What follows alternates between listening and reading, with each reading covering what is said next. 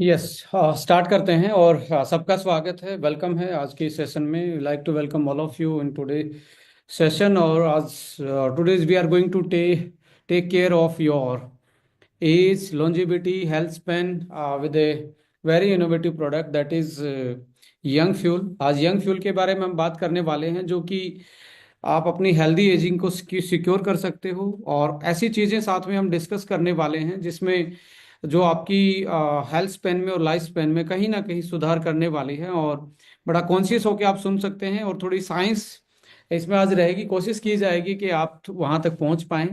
So hopefully आप तक मेरी वॉइस सही तरीके से पहुँच पा रही है। और हम इस सेशन को स्टार्ट करते हैं एक पीपीटी के माध्यम से। सबका स्वागत है। Can we share a PPT?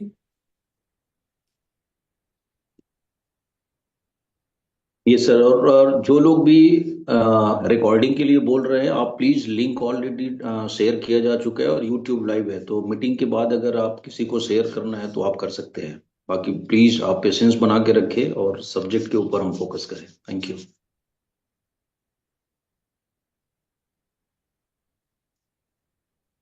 Yes. Science of longevity.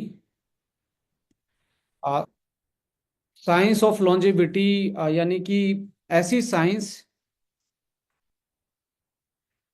ऐसी साइंस जो आपकी हेल्दी एज में कोई इजाफा कर सकती है, उसके बारे में हम बात करेंगे। और ये सीक्रेट जानेंगे कि कुछ लोग देखेंगे, आप आपके नज़दीक ही आपके जानकारी में होंगे कुछ लोग काफ़ी एल्डर एज में भी, यानी कि 50-60 साल की एज में भी बहुत यंग दिखते हैं। और कुछ लोग अर्ली एज में भी, यंग एज में भी इतने हेल्दी और यंग नहीं दिखते हैं।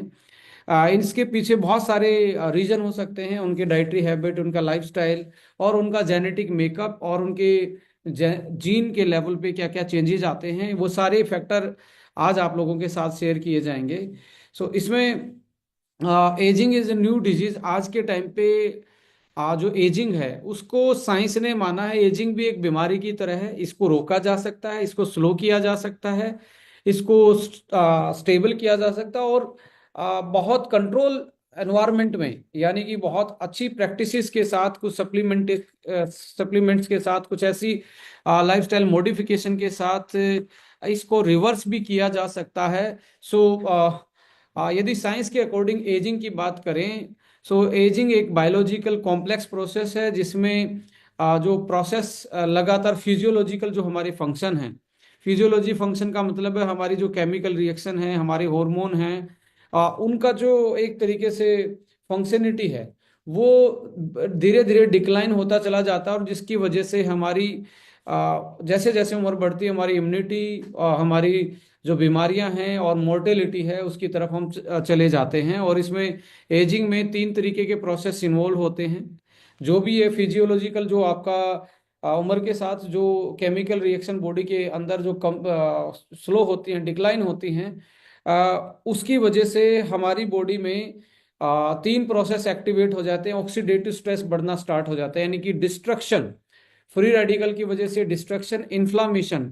बॉडी में ऐसे सबस्टांस इकट्ठे होने स्टार्ट हो जाते हैं जो इन्फ्लामेटरी हैं, जो जर्नल प्रोसेस को रोकते हैं, हमारी बॉडी के लिए टॉक्सिक का काम करते हैं। और जेनेटिक्स डैमेजेस, यानी कि आपके इन सारी चीज़ों की वजह से जो डीएनए है और जीन का फंक्शन है, डीएनए में डैमेज और आपके जीन की फंक्शनलिटी में अल्टरनेस आना, इन सारी चीज़ों की वजह से ये 3 प्रोसेस ही होते हैं जिसके कारण एजिंग प्रोग्रेस करती है।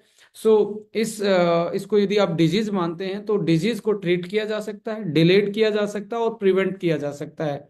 सो इसमें यदि हम बात करें तो जो फिजियोलॉजिकल चेंजेस आते हैं, फिजियोलॉजिकल चेंजेस में सबसे पहला चेंजेस आता है सेलुलर सेंसेस। ये सेंसेस क्या होता है? सेलुलर यानी कि सेल की डेथ को हम बोलते हैं। जैसे एक होता है ना, पेड़ उगता है, और पेड़ जब हार्वेस्टिंग के टाइम आता है, बिजाई के बाद उसमें फ्रूट्स आ जाते हैं। जैसे आप पैडी क्रॉप्स की बात करें या गेहूं की बात करें, सो ऐसे केस में जब वो सूख जाता है पौधा, वो सेनेसेंस बोला जाता है एक तरीके से।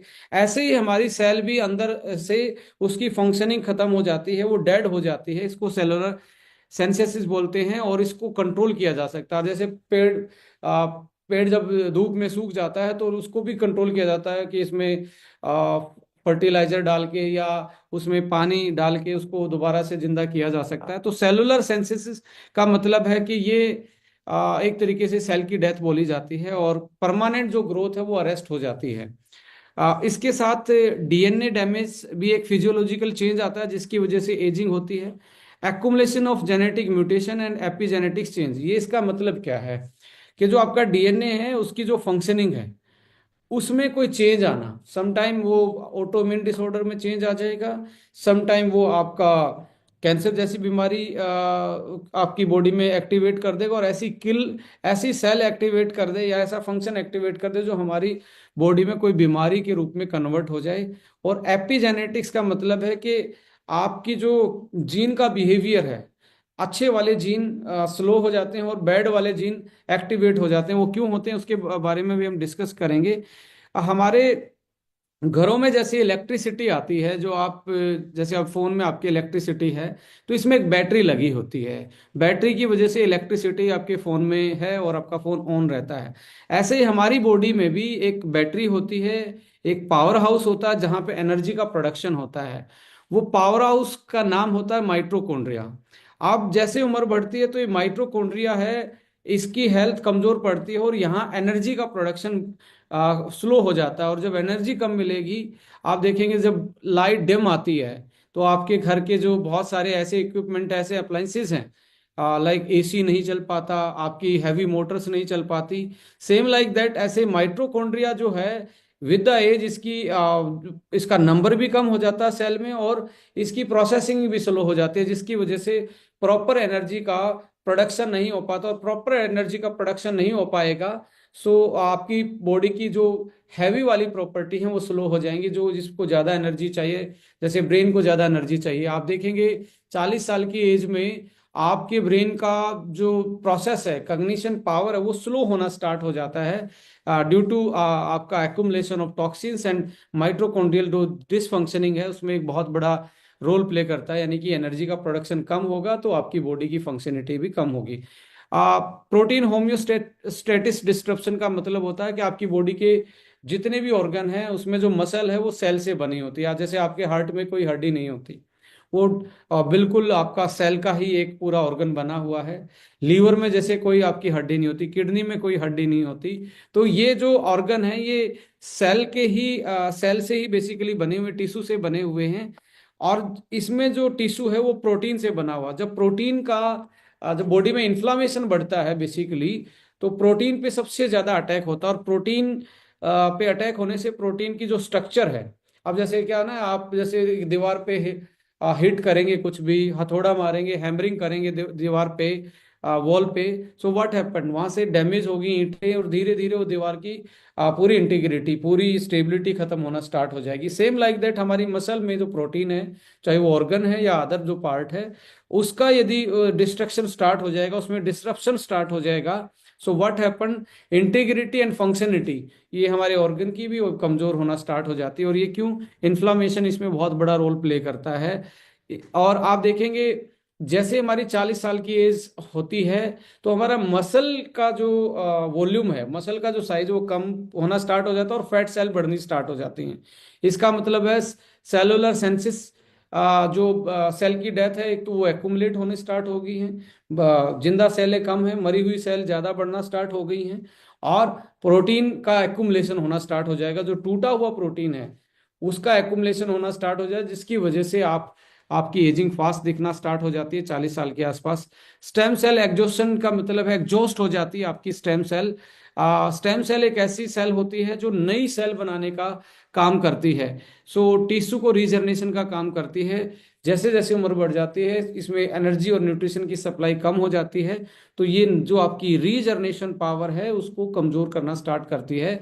ये हमारी बॉडी में इस तरीके से एजिंग आती है, या तो सेलुलर सेल के मर जाने से, या डीएनए में डैमेज की वजह से, या माइटोकॉन्ड्रिया की फंक्शनिंग कमजोर पड़ना, या प्रोटीन पे अटैक हो जाना किसी भी वजह से, आपके इम्यून सिस्टम की वजह से, या अदर जो प्रोटीन डैमेजिंग चीजें हैं, इन्फ्लामेशन है, इन्फ्लामेटरी प्रोडक्ट है हमारी बॉडी में, उनकी वजह से, या स्टेम सेल जो आपकी रीजनरेशन की पावर है आपकी सेल के पास, उसका एग्जॉस्शन पे जाना। तो ये कुछ चेंजेस आते हैं, इनमें से कोई भी चेंज आए तो हमारी एजिंग को फास्ट करता है। तो यदि इन इन सारी चीज़ों को हमने बचा के रख लिया, इनको हमने सेव करके रख लिया, तो इनको हमने केयर करके रख लिया, तो आप अपनी एजिंग को स्लो कर सकते हो, रिवर्स भी कर सकते हो, स्टॉप भी कर सकते हो, एक्सटेंड कर सकते हो लाइफ को, और हेल्दी और यंग जी सकते हो। तो इसमें ये कैसे चेंज आ सकते हैं, इस पे भी हम बात करेंगे।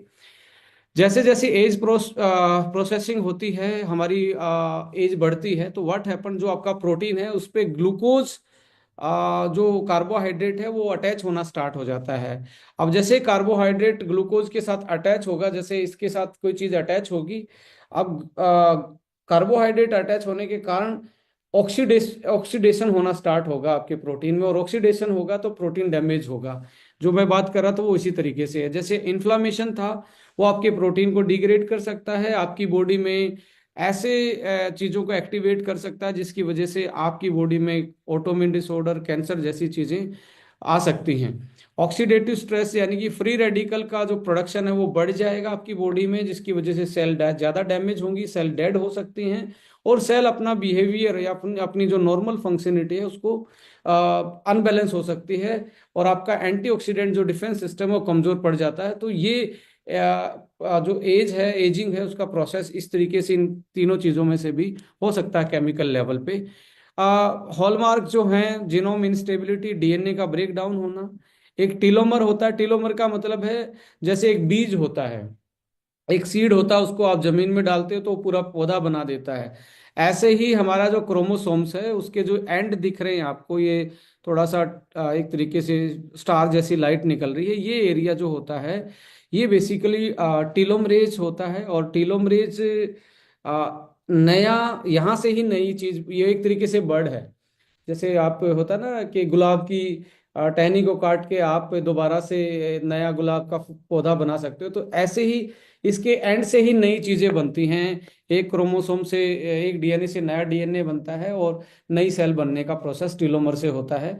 और एपिजेनेटिक अल्टरेशन यानी कि बाहर से जो आपकी डाइट से सिग्नल आ रहा है, हो सकता है ऐसा सिग्नल आए जिसकी वजह से आप सेल अपनी ग्रोथ को स्टॉप कर दे और एंटी आपकी एजिंग की तरफ आपको बढ़ा दे। लॉस ऑफ प्रोटियोस्टेटिस यानी कि जो प्रोटीन का स्ट्रक्चर है उसमें चेंज आना, और डी रेगुलेटेड न्यूट्रिएंट सेंसिंग यानी कि जो न्यूट्रिएंट आपको मिल भी रहे हैं, समटाइम आपकी जो सेल है वो उसको सेंस नहीं कर पा रही है, ये भी एक तरीके से हॉलमार्क है। माइटोकॉन्ड्रिया की dysfunctioning, cellular senescence, stem cell exhaustion and alter in cellular communication. एक सेल दूसरी सेल से कम्युनिकेट करती है, जुड़ी रहती है, तब जाके पूरी बॉडी की फंक्शनलिटी कंट्रोल होती है। सपोज करो अभी जैसे आप ये हाथ को एक तरीके से ऐसे इस फॉर्म में, इस शेप में लेके जाएंगे, तो ऐसा नहीं है कि इस उंगली ने ही इशारा दिया, ब्रेन ने इशारा दिया नर्वस सिस्टम ने कि ये आपको ऐसे प्रोसेस करना है। तो सारी सेल एक दूसरे के साथ कनेक्टेड हैं, तो सारी सेल इकट्ठी होकर फंक्शन करती हैं। तो ये विद द सेलुलर कम्युनिकेशन भी कम हो जाता है, जिसकी वजह से बॉडी में बहुत सारे डिस्ट्रक्टिव चेंजेस आते हैं। सो आज के टाइम पे हमारा जो केमिकल का एक्सपोजर है बेसिकली वो भी बढ़ा हुआ है। पेस्टिसाइड्स का फूड में आना, आपके पोल्यूशन का ज़्यादा, पोल्यूटेंट का ज़्यादा आपके एयर के थ्रू एक्सपोजर होना, या हमारे इनबोर्न जो प्रोसेसिंग के टाइम पे हमारी फूड में जैसे फ्री फैटी एसिड है, जो हेल्दी वाला जो आपका ओमेगा फैटी एसिड था वो चेंज हो गया फ्राई के टाइम पे, या अदर केमिकल्स जो फ्राई के टाइम पे चेंज हुए, जो हमारी बॉडी में कोई कुछ ना कुछ जीन में म्यूटेशन कर सकते हैं, वो भी उसका एक्सपोजर ज़्यादा हुआ, उसकी वजह से भी आज आप देखेंगे एजिंग फास्ट हो रही है। और मैं टेलोमरेज के बारे में बात कर ही चुका हूँ, तो टेलोमर लेंथ, यदि जो आपका टेलोमर की लेंथ ज़्यादा होगी तो नया डीएनए फॉर्मेशन होगा, और नया डीएनए फॉर्मेशन होकर नई सेल बन सकती है। अब जो डीएनए की भी स्ट्रक्चर है उसमें मिथाइलेशन एक ऐसी बॉन्डिंग होती है जिसकी वजह से वो आपकी फंक्शनिटी को बेटर कर सकता है। यानी कि डीएनए की फंक्शनिंग बेटर बेटर रहेगी तो आपकी सेल की फंक्शनिंग बेटर रहेगी। तो इसमें मिथाइलेशन, जैसे आज B12 की डेफिशिएंसी बहुत सारे लोगों में है, अब B12 डीएनए की मिथाइलेशन में बहुत हेल्प करता है। आप B12, जिसका पेट खराब रहता है उसकी बॉडी में B12 की कमी रहती है, और बहुत सारे लोगों में क्रोनिकल B12 की डेफिशिएंसी है, जिसकी वजह से डीएनए लेवल पे जो मिथाइलेशन प्रोसेस है, जो डीएनए को की इंटीग्रिटी, डीएनए को कॉम्पैक्ट रखता है, और यदि वो कॉम्पैक्ट रहेगा तभी वो फंक्शन कर पाएगा। तो मिथाइलेशन एक तरीके से इंटीग्रिटी ऑफ डीएनए को बैलेंस करता है, और यदि डेफिशिएंसी है तो मिथाइलेशन कम प्रोसेस कमजोर पड़ेगा और आपका डीएनए की फंक्शनलिटी कमजोर होगी।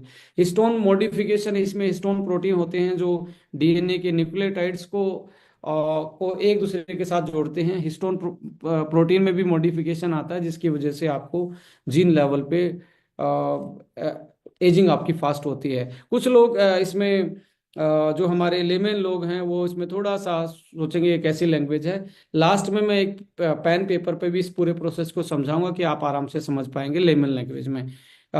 इसके अलावा लास्ट 30 साल की बात की करी जाए तो आप देखेंगे हमारी जो जीवन में एक्सपोजर है,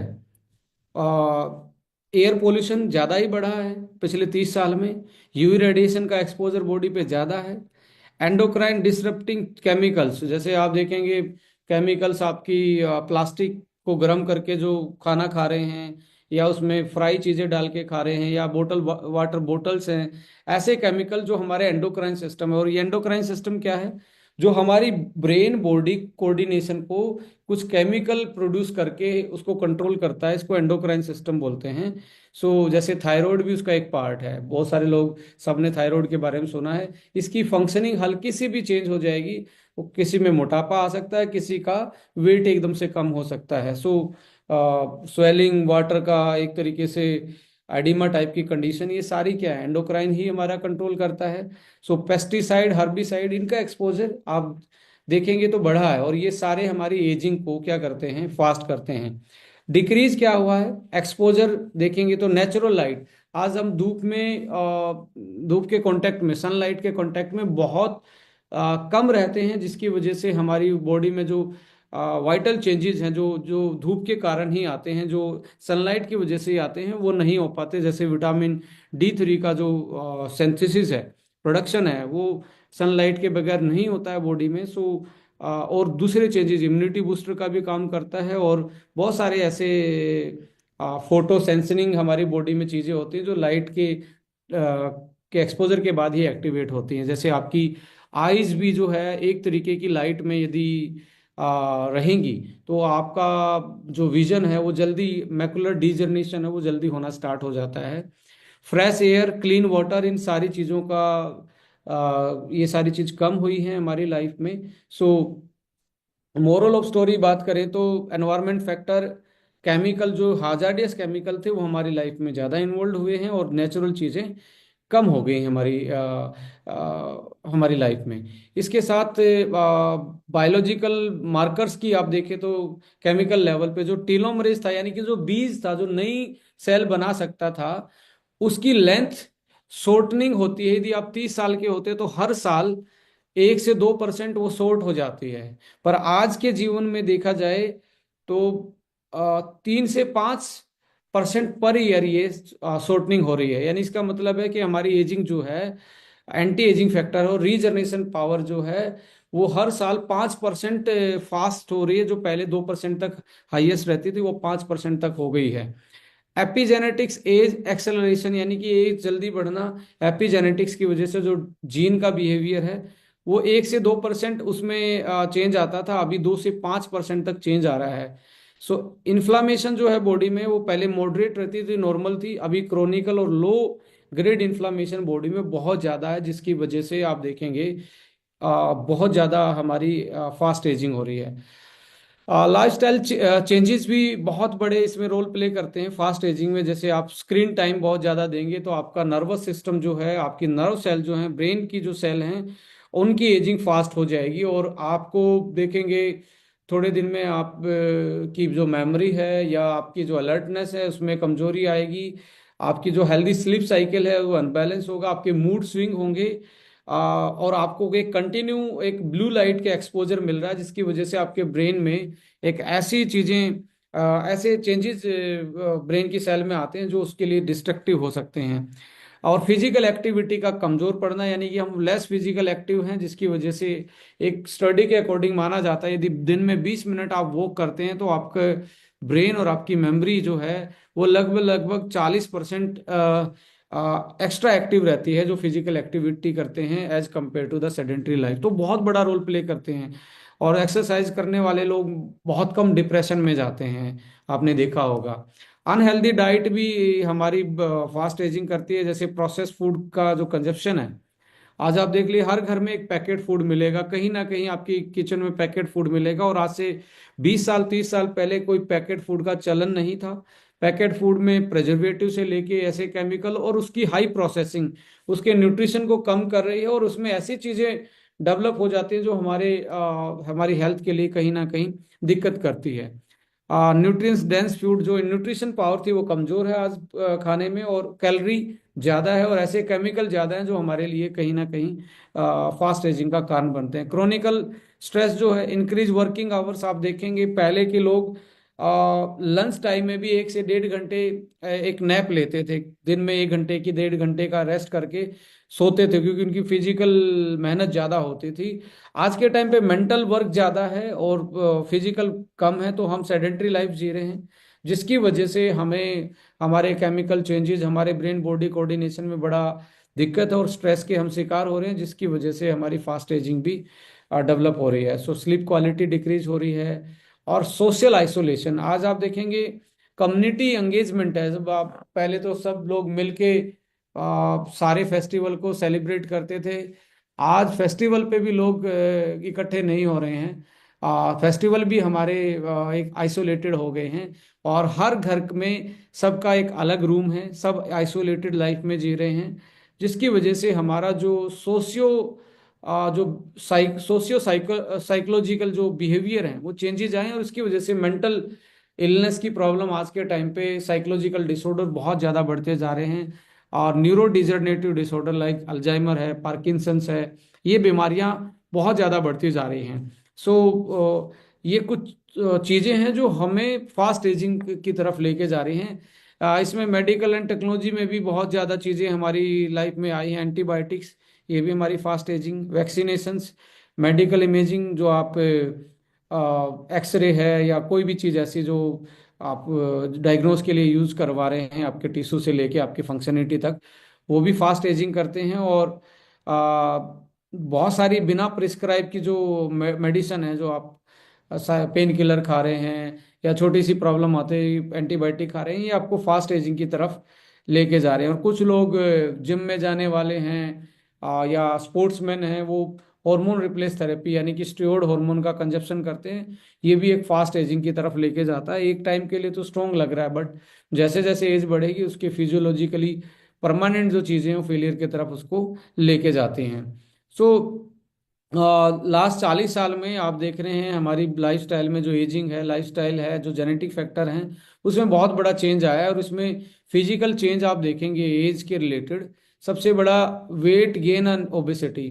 पहले की लाइफ में फिजिकली फूड सही था, हैबिट सही थी, सेडेंट्री लाइफ नहीं था, तो ओबेसिटी नहीं थी। बट आज आप देखेंगे 25 से 26 साल की एज में फैट सेल बढ़ना स्टार्ट हो जाता है, जो कि पहले ऐसा नहीं होता था तो लोग 50 साल के आसपास जाके ऐसी चीजें फील करते थे, जो आज 25 साल की एज में लोग फील कर रहे हैं। Weight gain and obesity, muscle का मास कम और फैट सेल का मास ज्यादा, मसल स्ट्रेंथ कम, जिसकी वजह से आपकी जॉइंट्स की मूवेबिलिटी और जॉइंट्स पे प्रेशर ज्यादा पड़ रहा है। और जैसे आपके घुटने पे आज आप देखेंगे ना, ऑलमोस्ट 40-50 साल की एज में जॉइंट्स की प्रॉब्लम मैक्सिमम लोगों है, किसी को यूरिक एसिड की है, किसी को कार्टिलेज की प्रॉब्लम है।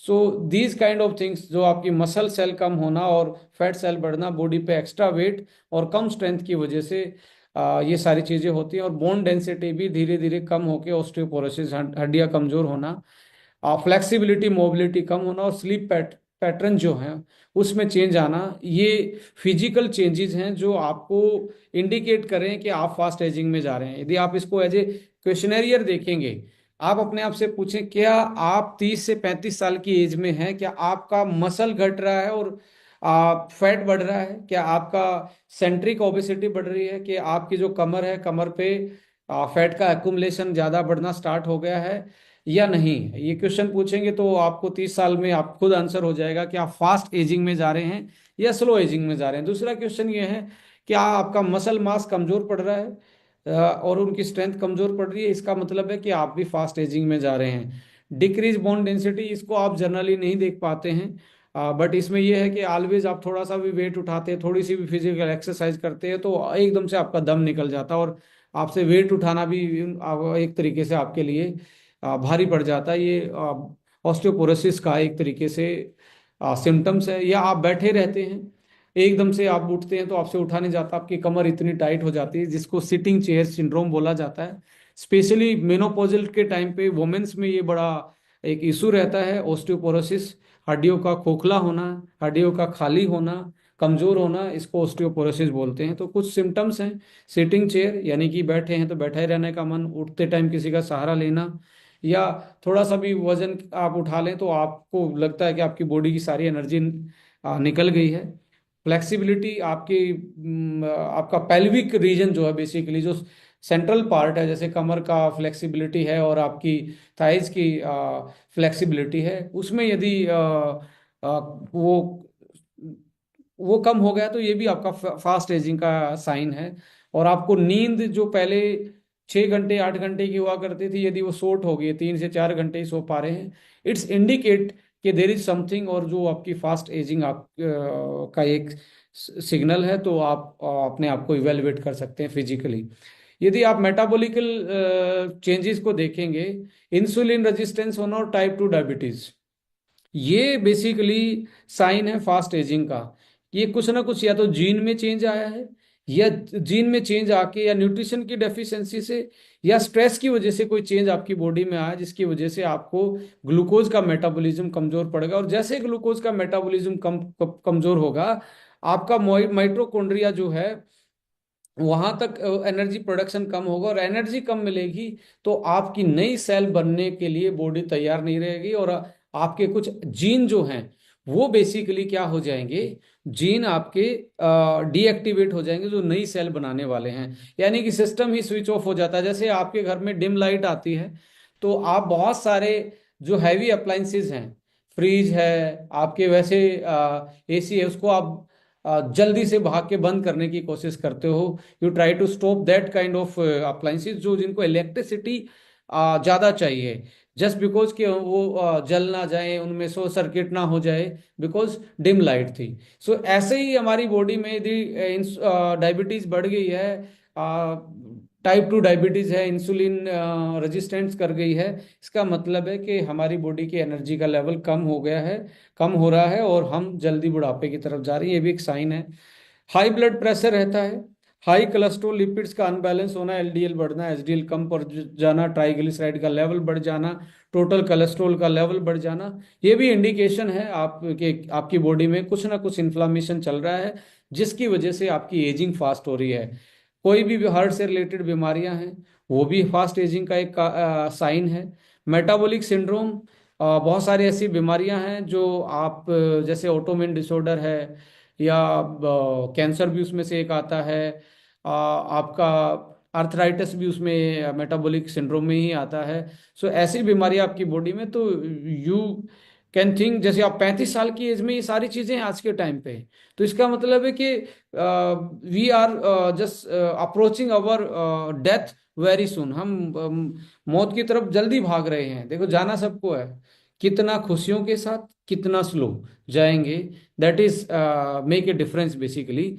और हर कोई जल्दी नहीं जाना चाहता, मुझे ये पक्का पता है। हर कोई लंबा जीवन और स्वस्थ जीवन चाहता है। सो ये मेटाबॉलिक साइन है आपकी बॉडी के, जो फास्ट एजिंग के साइन हो सकते हैं। मेंटल हेल्थ में आप देखेंगे एनजाइटी एंड डिप्रेशन। यदि आप एनजाइटी और डिप्रेशन में हैं तो ये भी साइन है कि आपकी आपकी बॉडी में फास्ट एजिंग स्टार्ट हो चुकी है। आपका इन्फ्लामेशन रेट हाई हो चुका है, जिसमें प्रोटीन का डिस्ट्रक्शन, जैसे जैसे आप डिप्रेशन में जाते हैं माय डियर फ्रेंड, आपने देखा होगा जब एकदम से आपको शौक लगता है, जैसे सब समटाइम एकदम से आपको कोई ऐसी डेंजर आता है, तो आपकी बॉडी एकदम से स्टक हो जाती है। जैसे एकदम से सांप आपको दिखा तो कुछ लोग भाग ही नहीं पाते हैं, वहीं खड़े हो जाते हैं। उससे उसका मतलब है कि आपकी बॉडी में ऐसा सिग्नल गया है एड्रेनल की तरफ से कि वो एकदम से रिएक्ट नहीं कर पा रही है। सो जो एंजाइटी एंड डिप्रेशन है वो भी उसका एक दूसरा रूप है, यानी कि वैसा ही शोक आपकी बॉडी के अंदर लग रहा है, बट वो आपको महसूस नहीं होता। जो हमारी प्रोटीन की जो स्ट्रक्चर है उसमें चेंज लाता है, और जिसके कारण हमारे ब्लड में ऐसे इन्फ्लामेटरी प्रोटीन के टॉक्सिन्स डेवलप हो जाते हैं जो हार्ट की बीमारी क्रिएट करते हैं। डिप्रेशन वालों को हार्ट की प्रॉब्लम सबसे ज्यादा आती है, just because of inflammatory protein का डिस्ट्रक्शन, और वो टूट के हमारे ब्लड में उसका मिलना। ये हमारे हार्ट की हेल्थ के लिए सबसे बड़ा एक तरीके से कारण बनता है। मूड स्विंग, इरिटेबिलिटी और कग्निटिव डिक्लाइन। अभी गजनी वाली प्रॉब्लम यदि आपकी लाइफ में है 35-40 साल की एज में, या उसको दूसरी फॉर्म में बोलें कि आप अभी कुछ सोच रहे थे, आप पूछते अभी मैं क्या बोल रहा था, अरे मैं क्या बोल रहा था, आप आंख बंद करके अपनी छत की तरफ देखना स्टार्ट करते हैं, तो रीफोकस करने की कोशिश करते हैं, तो वो साइन है आपका न्यूरो डिजनरेटिव डिसऑर्डर का। मिडिल लाइफ क्राइसिस का मतलब है 35 साल की एज में आपका नेचर ही चेंज हो गया, बिल्कुल झगड़ा, ये करना ये क्या है? मेंटल हेल्थ के साइन है, और ये एजिंग के, फास्ट एजिंग के भी साइन है। हार्मोनल चेंजेस भी एजिंग के साइन होते हैं, जैसे मेल मेनोपॉज भी आता है। अब फीमेल के आपने इसको एंड्रोपॉज बोलते हैं, उसको मेनोपॉज बोलते हैं। एंड्रोपोज में मेल का जो हार्मोन का प्रोडक्शन है, बेसिकली टेस्टोस्टेरोन का, वो कम हो जाता है, जिसकी वजह से erectile dysfunctioning, premature ejaculation, sperm count कम होना। ये यदि आपको 50 साल से पहले इतना डिक्लाइन आ रहा है, इसका मतलब है आपकी एज जो बहुत फास्ट है, और इसका जो वाइटलिटी जो है आपके लिए, वो भी एक साइन बनती है। यदि आपको इरेक्टाइल डिसफंक्शनिंग फील हो रहा है, प्री मेच्योर इजैकुलेशन फील हो रहा है, तो ये क्या है? ये साइन है आपके फास्ट एजिंग के। और प्री मेनोपॉजल जो सिम्टम्स हैं फीमेल में, हार्मोन चेंजेस या पीरियड साइकिल का 35 साल 30 साल में ही अनबैलेंस होना, किसी को 60 डेज में ही जो 28 दिन की साइकिल है वो एक्सटेंड हो गई है, किसी की शॉर्ट हो गई है। ये क्या साइन है? ये these are the sign of fast ageing basically. Thyroid issue है, हाइपरटेंशन, या सॉरी हाइपोथायरॉयडिज्म, ये भी एक साइन है। और एडर्नल फटीग, यानी कि आपकी बॉडी में इतना स्ट्रेस लेवल बढ़ा रहता है, जिससे आपकी बॉडी में ऑटोइम्यून डिसऑर्डर से लेके फाइट फ्राइट, वो फियर वाला हमेशा आपको डर लगता रहता है कि पता नहीं क्या हो जाएगा, ये हो जाएगा। बहुत सारे लोग साइकोलॉजिकली बीमार हो जाते हैं। सो एडर्नल फटीग भी एक उसमें एक बड़ा रोल प्ले करता है, कि वो कोर्टिसोल बना बना के अपने आप में एक तरीके से बॉडी में ऐसा फटीग लेके आता है, ऐसी ऐसी चीज, ऐसे चेंजेस लेके आता है, जिसकी वजह से आप फास्ट एज होना स्टार्ट हो जाते हैं।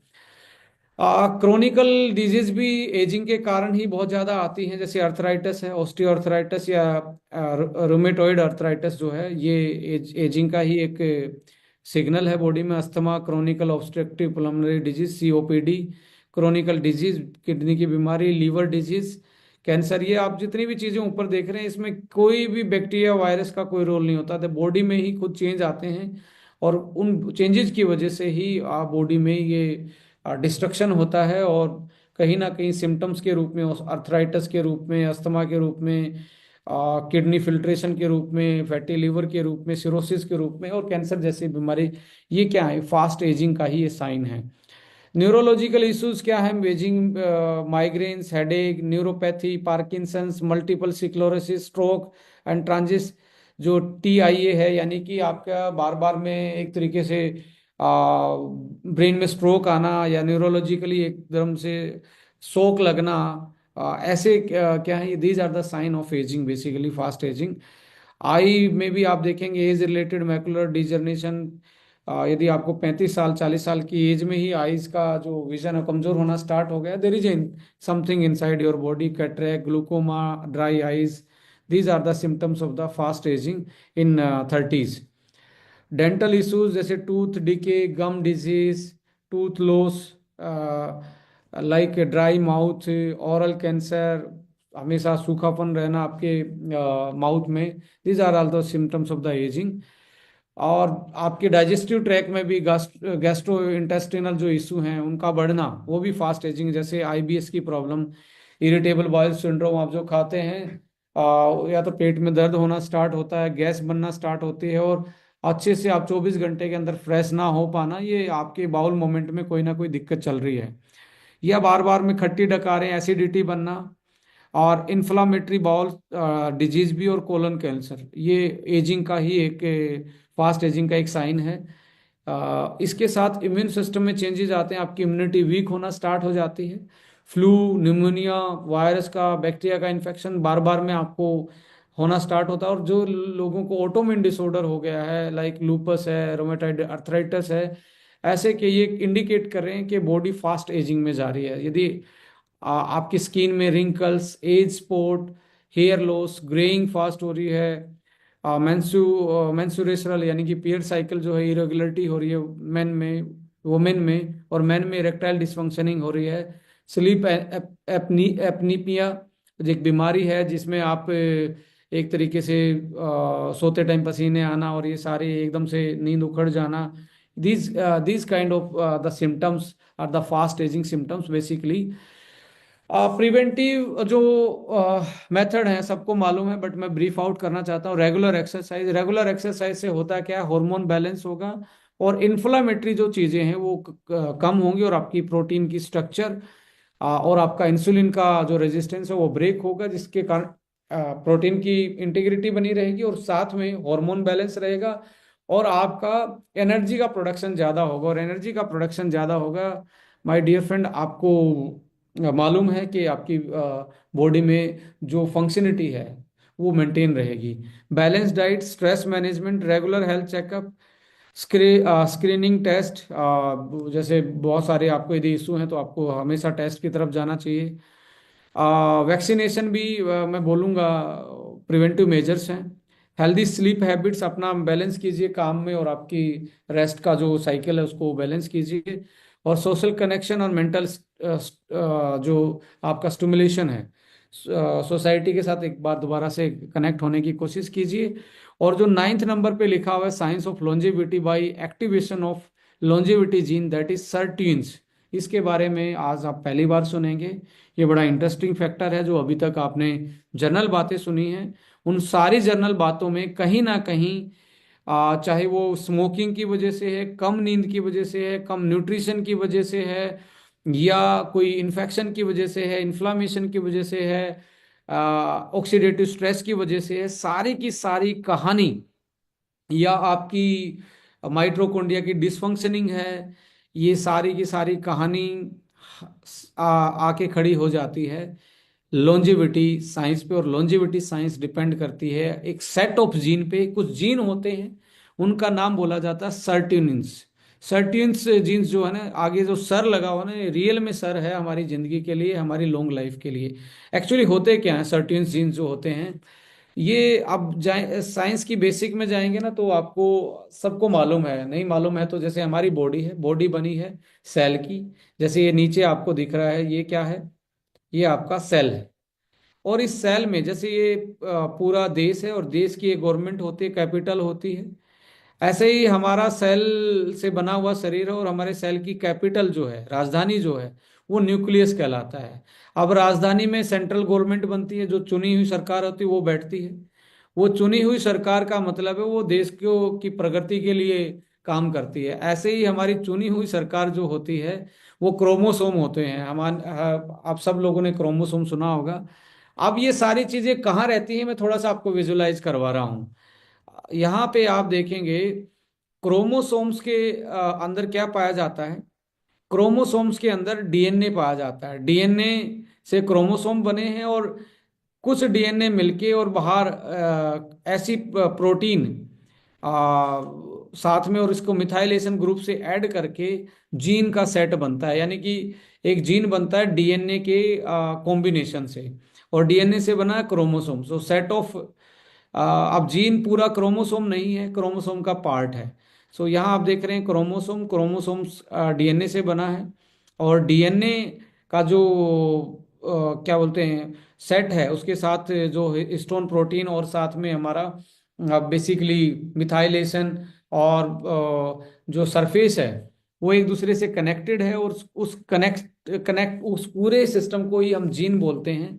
अब जीएनए की भी गहराई में जाएंगे तो जीएनए के डीएनए के बीच में ये जो सीडी नुमा स्टेज टाइप में दिख रहा है, इनको हम न्यूक्लियोटाइड्स बोलते हैं। और ये न्यूक्लियोटाइड्स चार चीजों से बने होते हैं, GCAT।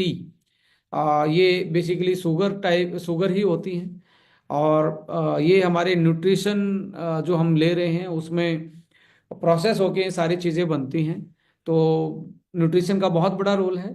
सो कहने का मतलब ये है, तो जीन जो होता है वो जीन एक डीएनए का सेट होता है, और एक पर्टिकुलर चीज के लिए वो पर्टिकुलर एरिया एक्टिवेट होता है, और एरिया एक्टिवेट होता है वो एक बॉडी को सिग्नल देता है, सिग्नल जाता है प्रोटीन के रूप में, नया प्रोटीन बनता है। तो प्रोटीन जाके चेंज लाता है बॉडी में। सो जैसे आप जेनेटिक्स का बेसिक देखेंगे, gene are located in nucleus of cell. Nucleus कहाँ पे? सेंटर में पाया जाता है हमारे इसमें, और inside the chromosomes and made with the DNA. So DNA से बनी हुई चीजें हैं ये, डीएनए की स्मॉलेस्ट यूनिट है। और न्यूक्लियस आप देख रहे हैं कि बीच में ही होता है। क्रोमोसोम डीएनए का लॉन्ग स्ट्रैंड है दैट कंटेन जीन्स। सो यहाँ से आपको समझ में आ गया ये डीएनए क्या है, जीन कहाँ होते हैं, और हर सेल में ये सारी चीजें पाई जाती हैं। इसके साथ अब जो सर्टीन जीन है वो क्या है?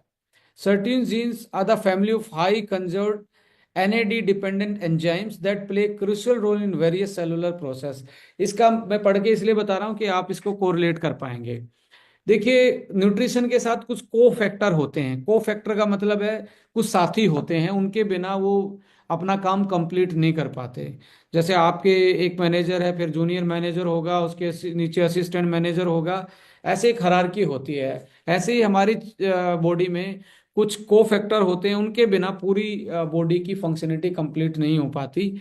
जो सर्टेन जीन्स हैं वो उनको एनएडी चाहिए, एनएडी नाम का एक कोफैक्टर चाहिए। और एनएडी जो है वो हमारी उम्र जैसे जैसे बढ़ती है तो एनएडी का लेवल डिक्रीज होना स्टार्ट हो जाता है, और एनएडी का लेवल डिक्रीज होगा, सर्टेन जीन्स का डीएक्टिवेशन स्टार्ट हो जाता है। और सर्टेन जीन्स ही हमारे डीएनए को सिग्नल देते हैं नई सेल बनाने के लिए। नई सेल बनाने के लिए कौन इशारा कर रहा है? Certain jeans. यानी कि एंटी एजिंग का यदि कोई भी सिग्नल वो दे रहा है तो वो सर्टेन जीन है, और जो कि हमारी एज और लॉन्जेविटी को रेगुलेट करते हैं, लाइफ स्पैन को, हेल्थ स्पैन को, मेटाबॉलिज्म को, हमारी सेल को ये स्ट्रेस सहने की शक्ति देते हैं। स्ट्रेस में भी हमारी सेल उसको अडेप्ट कर जाती है, ऑक्सीडेटिव स्ट्रेस को, हीट को, डीएनए डैमेज को, इसको भी एक तरीके से ये रेजिस्टेंट करता है। Basically cell survival inhibit apoptosis. Apoptosis का मतलब है कि आपकी जो सेल की डेथ है उसको इनिबिट करता है, उसको बचाता है ये यदि जीन एक्टिवेट है तो। और प्रोमोट सेल सर्वाइवल, आपकी सेल की जिंदगी को लंबा करता है।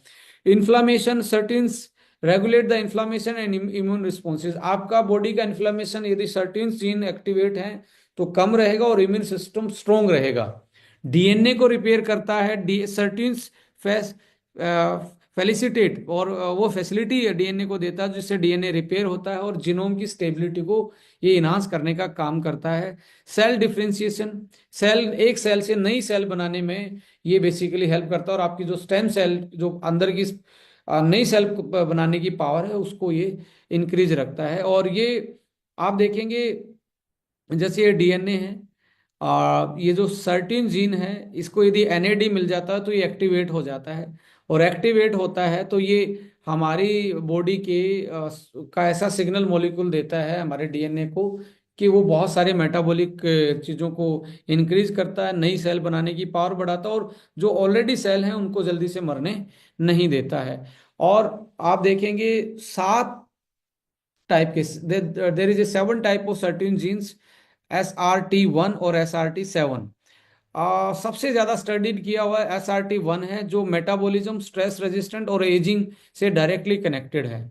जो हमारी सेल की साइकिल होती है, अब यहाँ से आप वो देखेंगे जहाँ पे SR2 जो जीन है, यदि ये कमजोर पड़ जाएगा तो हमारी सेल साइकिल रेगुलेट होना अनबैलेंस हो सकती है, तो कैंसर का कारण बन सकता है यदि SR2 जीन कमजोर पड़ जाए। सेल साइकिल रेगुलेट नहीं हो पाती, और सेल साइकिल में साइंस के ये प्रोसेस होते हैं, सेल एक सेल से दूसरी सेल बनना, माइटोसिस और मियोसिस हम बोलते हैं, वो रेगुलेट नहीं हो पाती। उसको रेगुलेट करने के लिए एस सर जो T2 जीन है वो बेसिकली इसमें हेल्प करता है।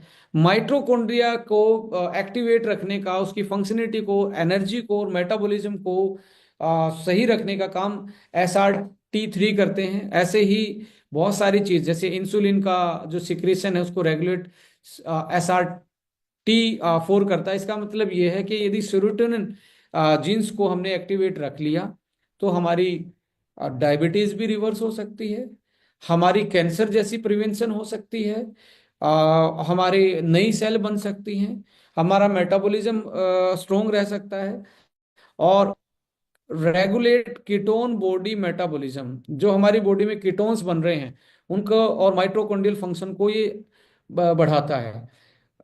जो 6 नंबर का SRT है वो डीएनए रिपेयर करता है, टीलोमेरेज को मेंटेन करता है, यानी कि जो हमारी जिंदगी का सीड है, जो जिससे नई सेल इनिशिएट होती, नया डीएनए इनिशिएट होता, नया डीएनए बनता है, वो टीलोमर कहता है। टीलोमर का को ये मेंटेन रखने का काम करता है। और जो SIRT7 है वो हमारे प्रोटीन सिंथेसिस में हेल्प करता है। तो भाई साहब, ये सेंटर है हमारी एंटी एजिंग का। ये जो जीन का सेट है, आप 7 जीन देख रहे हैं, ये इनका फंक्शन अलग अलग फंक्शन है। और ये इनकी जो डाइट है, सर्टीन जीन की जो डाइट है वो NAD है। और NAD जो होता है उसका प्रोडक्शन आपके 35 साल 40 साल के बाद बहुत कम होना स्टार्ट हो जाता है। उसकी वजह से ही ये एक्टिवेट नहीं रह पाता, और एक्टिवेट नहीं रह पाता तो ये सारी बीमारियां 35 से 40 की एज में बहुत ज्यादा जल्दी आपको दिखती हैं। यहाँ पे कैसे एक्टिवेट किया जा सकता है सर्टेन जीन्स को, जिससे आपकी जिंदगी बढ़ सकती है? सबसे पहला तो आता है कैलोरी रिस्ट्रिक्शन डाइट। पहले की लाइफ में लोग, हमारे से पहली जनरेशन फास्ट रखते थे, इंटरमिटेटिंग फास्टिंग पे रहते थे, रात का खाना जल्दी खाते थे, और सुबह और रात के खाने में लगभग 14 घंटे 16 घंटे का गैप होता था, जिसकी वजह से बॉडी में ऐसा सिस्टम एक्टिवेट रहता था। यानी कि SRT फास्ट रखेंगे, याद रखना, फास्ट रखेंगे, SRT1 जो जीन है वो एक्टिवेट होगा। और SRT1 का काम क्या है? स्ट्रेस से रेजिस्टेंस, फास्ट जो एजिंग है उसको स्लो करना, और मेटाबॉलिज्म को सही रखना SRT का काम है, जो हमने डिस्कस किया। तो फास्टिंग से क्या आ रहा है? SRT1 एक्टिवेट हो रहा है। एक्सरसाइज से SRT1 और SRT3 एक्टिवेट हो रहा है। और SRT जो 3 है, 1 और T3 का काम क्या है? माइटोकॉन्ड्रियल फंक्शन, जो आपका एनर्जी का जो प्रोडक्शन है, पावर हाउस को ये स्ट्रोंग कर रहा है, और नई चीज़ों को बनाने के लिए जो एनर्जी चाहिए उसको रेगुलेट कर रहा है। सो एक्सरसाइज से आपको समझ में होगा। एक रेस्वेरेट्रोल होता है हमारे बहुत सारे प्रोडक्टों में डला हुआ है, polyphenol found in the grapes. SRT1 gene को एक्टिवेट करता है my dear friend. SRT1 gene को एक्टिवेट करने का काम रेस्वेरेट्रोल भी करता है। और एक NAD प्रीकर्सर बोला जाता है। NAD प्रीकर्सर, यानी कि किस चीज से NAD मिलता है, और NAD क्यों चाहिए? NAD चाहिए हमारे, ये जो SIRT जो जीन है 1 से लेके 7 तक, इनका भोजन है, इनका फूड है, इनकी डाइट है। यानी कि इनको एक्टिवेट करने के लिए ये NAD चाहिए। और NAD कहाँ से बनता है बॉडी में? NMN, यदि आप सप्लीमेंटेशन में करेंगे, और ये वेल स्टडी है, वेल स्टडीड है।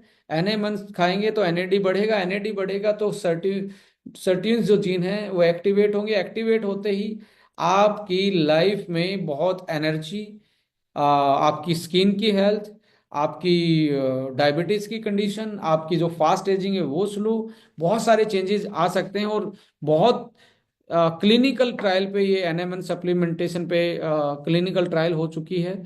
एंड अदर कंपाउंड जैसे कर्क्यूमिन है, और EGCG, epi epigallocatechin gallate इसकी फुल फॉर्म होती है। ये एक्टिव मॉलिक्यूल एंटीऑक्सीडेंट पाया जाता है ग्रीन टी में बेसिकली।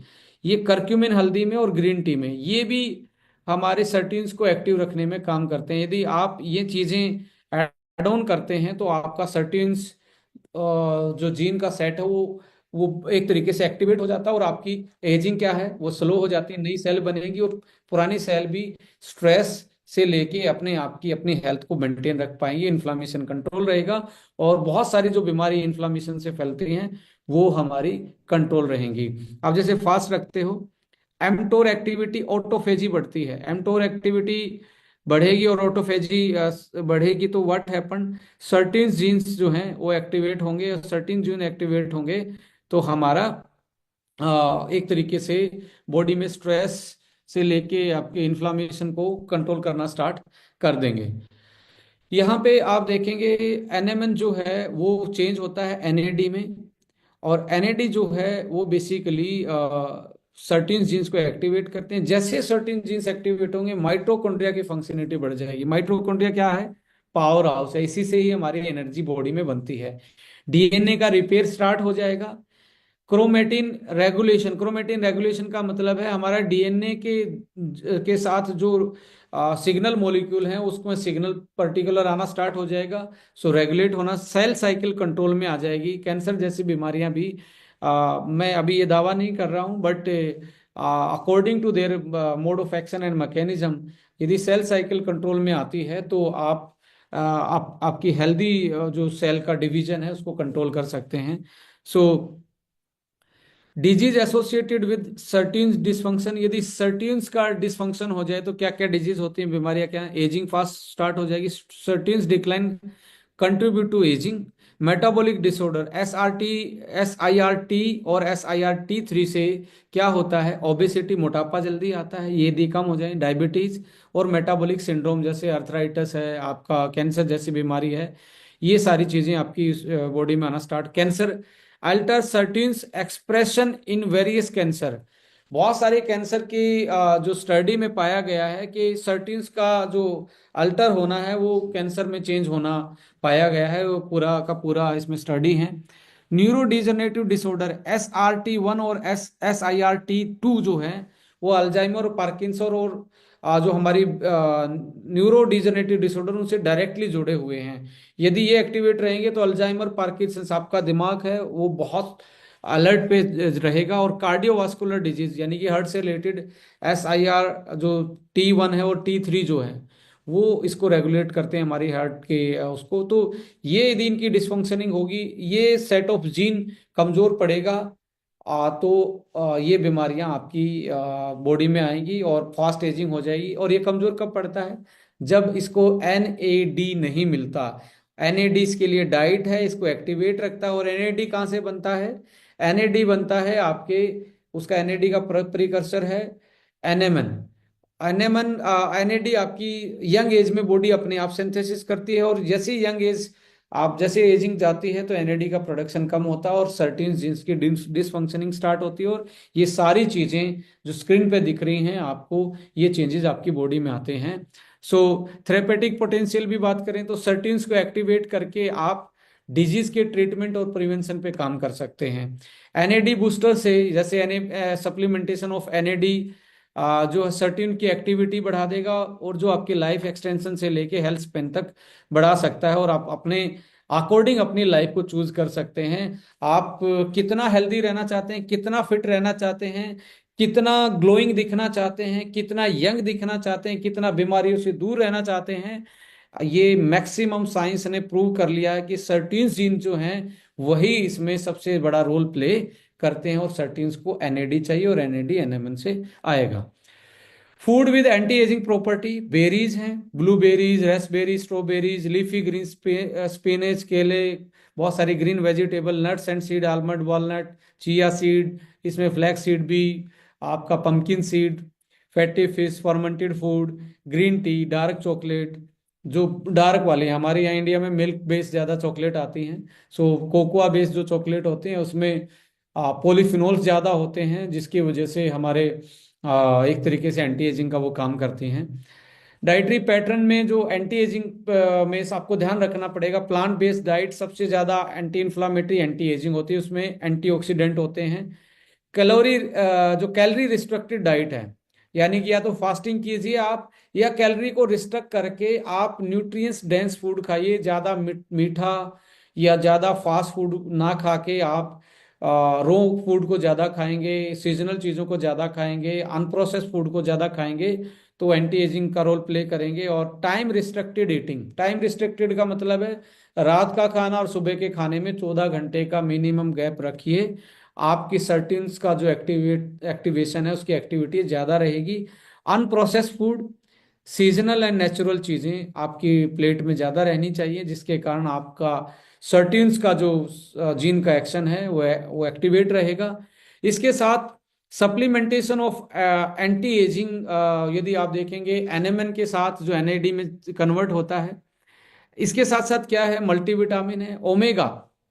ओमेगा का जो मेन रोल होता है, यदि उसको क्लिनिकल देखा जाए, तो बेसिक सेल के कंपोजिशन में तो ओमेगा का बड़ा रोल है ही, फैट का रोल है ही, बट जो टीलोमर है उसकी लेंथ को ओमेगा 3 फैटी एसिड कम नहीं होने देते, उसकी लेंथ कम नहीं होगी तो नई सेल बनने के चांसेस ज्यादा रहेंगे। Vitamin D, CoQ10, inositol choline, turmeric में जो करक्यून मिलता है, और रेस्विरेटोल, ट्रांस रेस्विरेटोल, ये ऐसे सब सप्लीमेंट हैं जो हमारे सर्टेन जीन्स को एक्टिवेट रखने में हमारी हेल्प करते हैं। सो ये सेट है एंटी एजिंग का सप्लीमेंटेशन में। और इन सारी चीजों को देखते हुए माय डियर फ्रेंड, इन सारी स्टडी को कंपाइल करते हुए साइंस को एक प्रोडक्ट के रूप में हम लेके आए हैं, जिसका नाम है यंग फ्यूल, यानी कि a potent longevity formula, secret of longevity. यानी कि आपको नई सेल बनेगी, पुरानी सेलों की हेल्थ सही रहेगी, वाइटलिटी, इम्यूनिटी सही रहेगी, एनर्जी लेवल सही रहेगा आपकी बॉडी में, और इन्फ्लामेटरी जो डिसऑर्डर हैं, जो सर्टेन जीन्स की डिसफंक्शनिंग के कारण होते हैं, उनसे बच सकते हैं, डायबिटीज से, कैंसर जैसी बीमारी से। सो इम्यूनिटी स्ट्रोंग रहेगी। ऐसे उसमें आप यंग फ्यूल, हम एक इनोवेटिव प्रोडक्ट डायरेक्ट सेलिंग में पहली बार आया है, वर्ल्ड वाइड पहली बार आया। और ये फॉर्मूला एनएमएन आपको जनरली मार्केट में वैसे तो नहीं मिलता, बट बहुत महंगा एक सिंगल मॉलिक्यूल मिल सकता है मार्केट में, बहुत सारा, बहुत ज़्यादा महंगा। बट यहाँ पे हमने जो आज के टाइम पे हमारी प्रॉब्लम है 40 के आसपास, उसको भी साथ में टारगेट किया। सर्टिन्स को तो एक्टिवेट करेगा ही, साथ में बहुत सारी ऐसी चीजें जो उसको पैरेलली सपोर्ट करेंगी, सपोर्टिव रोल प्ले करेंगी। और ये फॉर्मूला फर्स्ट टाइम आप लोगों के साथ रिवील हो रहा है। This is the first time this formulation we are revealing with you with a very potent longevity formula with evidence based ingredient। 60 capsule में आइए इसके बारे में डिस्कस करते हैं ये क्या है। एनएमएन प्लस एनएडी इसमें डला हुआ है, यानी कि सर्टेन जीन्स का खाना इसमें मिला हुआ है। यानी कि जैसे ये आपकी 35 साल की एज में जो बनना बंद हुआ है या स्लो डाउन हुआ है, दोबारा से बैटरी को रिचार्ज करेगा। एंटीऑक्सीडेंट ब्लेंड है, जो इन्फ्लामेशन है, जो आपकी बॉडी में ऑक्सीडेटिव स्ट्रेस का लोड पड़ा हुआ है, जैसे सर्टेन एक्टिव होंगे वो भी कंट्रोल करेंगे, और साथ में ये पैरेलली उसको सपोर्ट करेंगे। ओमेगा इसमें डाला गया है, और अमीनो एसिड ऐसे डाले गए हैं जो हमारी बॉडी की रीजनरेशन पावर को बढ़ाते हैं, और एक्टिव हर्बल ब्लेंड इसमें ऐड किया गया। तो ये 5 चीजें इसमें आपको देखने को मिलेंगी। NMN, antioxidant blend, omega, amino, and आपका एक्टिव हर्बल ब्लेंड। ये एक्टिव हर्बल ब्लेंड है हमारी ऐसी हर्ब्स जो पावरफुल एंटी एजिंग प्रॉपर्टी रखती हैं, और इसमें पेटेंटेड इंग्रेडिएंट डले हैं जिनका एविडेंस है, जिनका in vivo in vitro clinical trial सब कुछ toxicologically report, GRAS certified, FDA certification, every certification this product है। और इसका फॉर्मूला आप लोगों के साथ शेयर किया जा रहा है। ये आपको ALA, CLA, EPA, DHA, यानी कि ओमेगा 9, EPA, DHA, ओमेगा 3 और CLA conjugated linolenic acid, cancer जैसी बीमारी में CLA सप्लीमेंट दिया जाता है, बिकॉज ये सेल लाइन पे एंटीऑक्सीडेंट एक्टिविटी करता है। वैसे तो ओमेगा है, बट पावरफुल एंटीऑक्सीडेंट का काम भी करता है, जो ब्रेन के लिए, हार्ट के लिए और टीलोमर के लिए बहुत अच्छा माना जाता है। यहाँ पे आप देखेंगे एनएमएन के साथ ये फर्स्ट टाइम आपको देखने को मिल रहा है। एंटीऑक्सीडेंट एंड को फैक्टर ट्रांस रेस्वेराट्रोल, जो सर्टिन्स 1 को 3 को एक्टिवेट करता ही है। ग्लूटाथाइन, ग्लूटाथाइन यदि आप देखेंगे, एल ग्लूटाथाइन 72 घंटे में आपकी बॉडी को डिटॉक्सिफिकेशन करने वाला एकमात्र एंटीऑक्सीडेंट होता है, और 72 घंटे में आपकी स्किन पे चमक आती है, एक ग्लो आता है if you are taking glutathione. और ग्लूटाथाइन के 10-10, 15-15 टैबलेट 500-500 mg के मार्केट में आपको हजार हजार रुपए में मिलती हैं। तो एल ग्लूटाथाइन इसमें डला है, CoQ10 डला हुआ है। ग्रीन टी में जो EC GC था, कैटेचिन गैलेट जो था, जो पावरफुल सर्टिन्स को एक्टिवेट करता है, वो भी इसमें डला हुआ है। सिलेनियम एक ऐसा मेटल आयन होता है जो एंटी एजिंग, लंग्स, लीवर और हार्ट और ब्रेन की हेल्थ को बेस्ट रखता है। और साथ में आप देखेंगे सर्टिन्स एक्टिवेशन के लिए NMN और NAD इसमें डला हुआ है।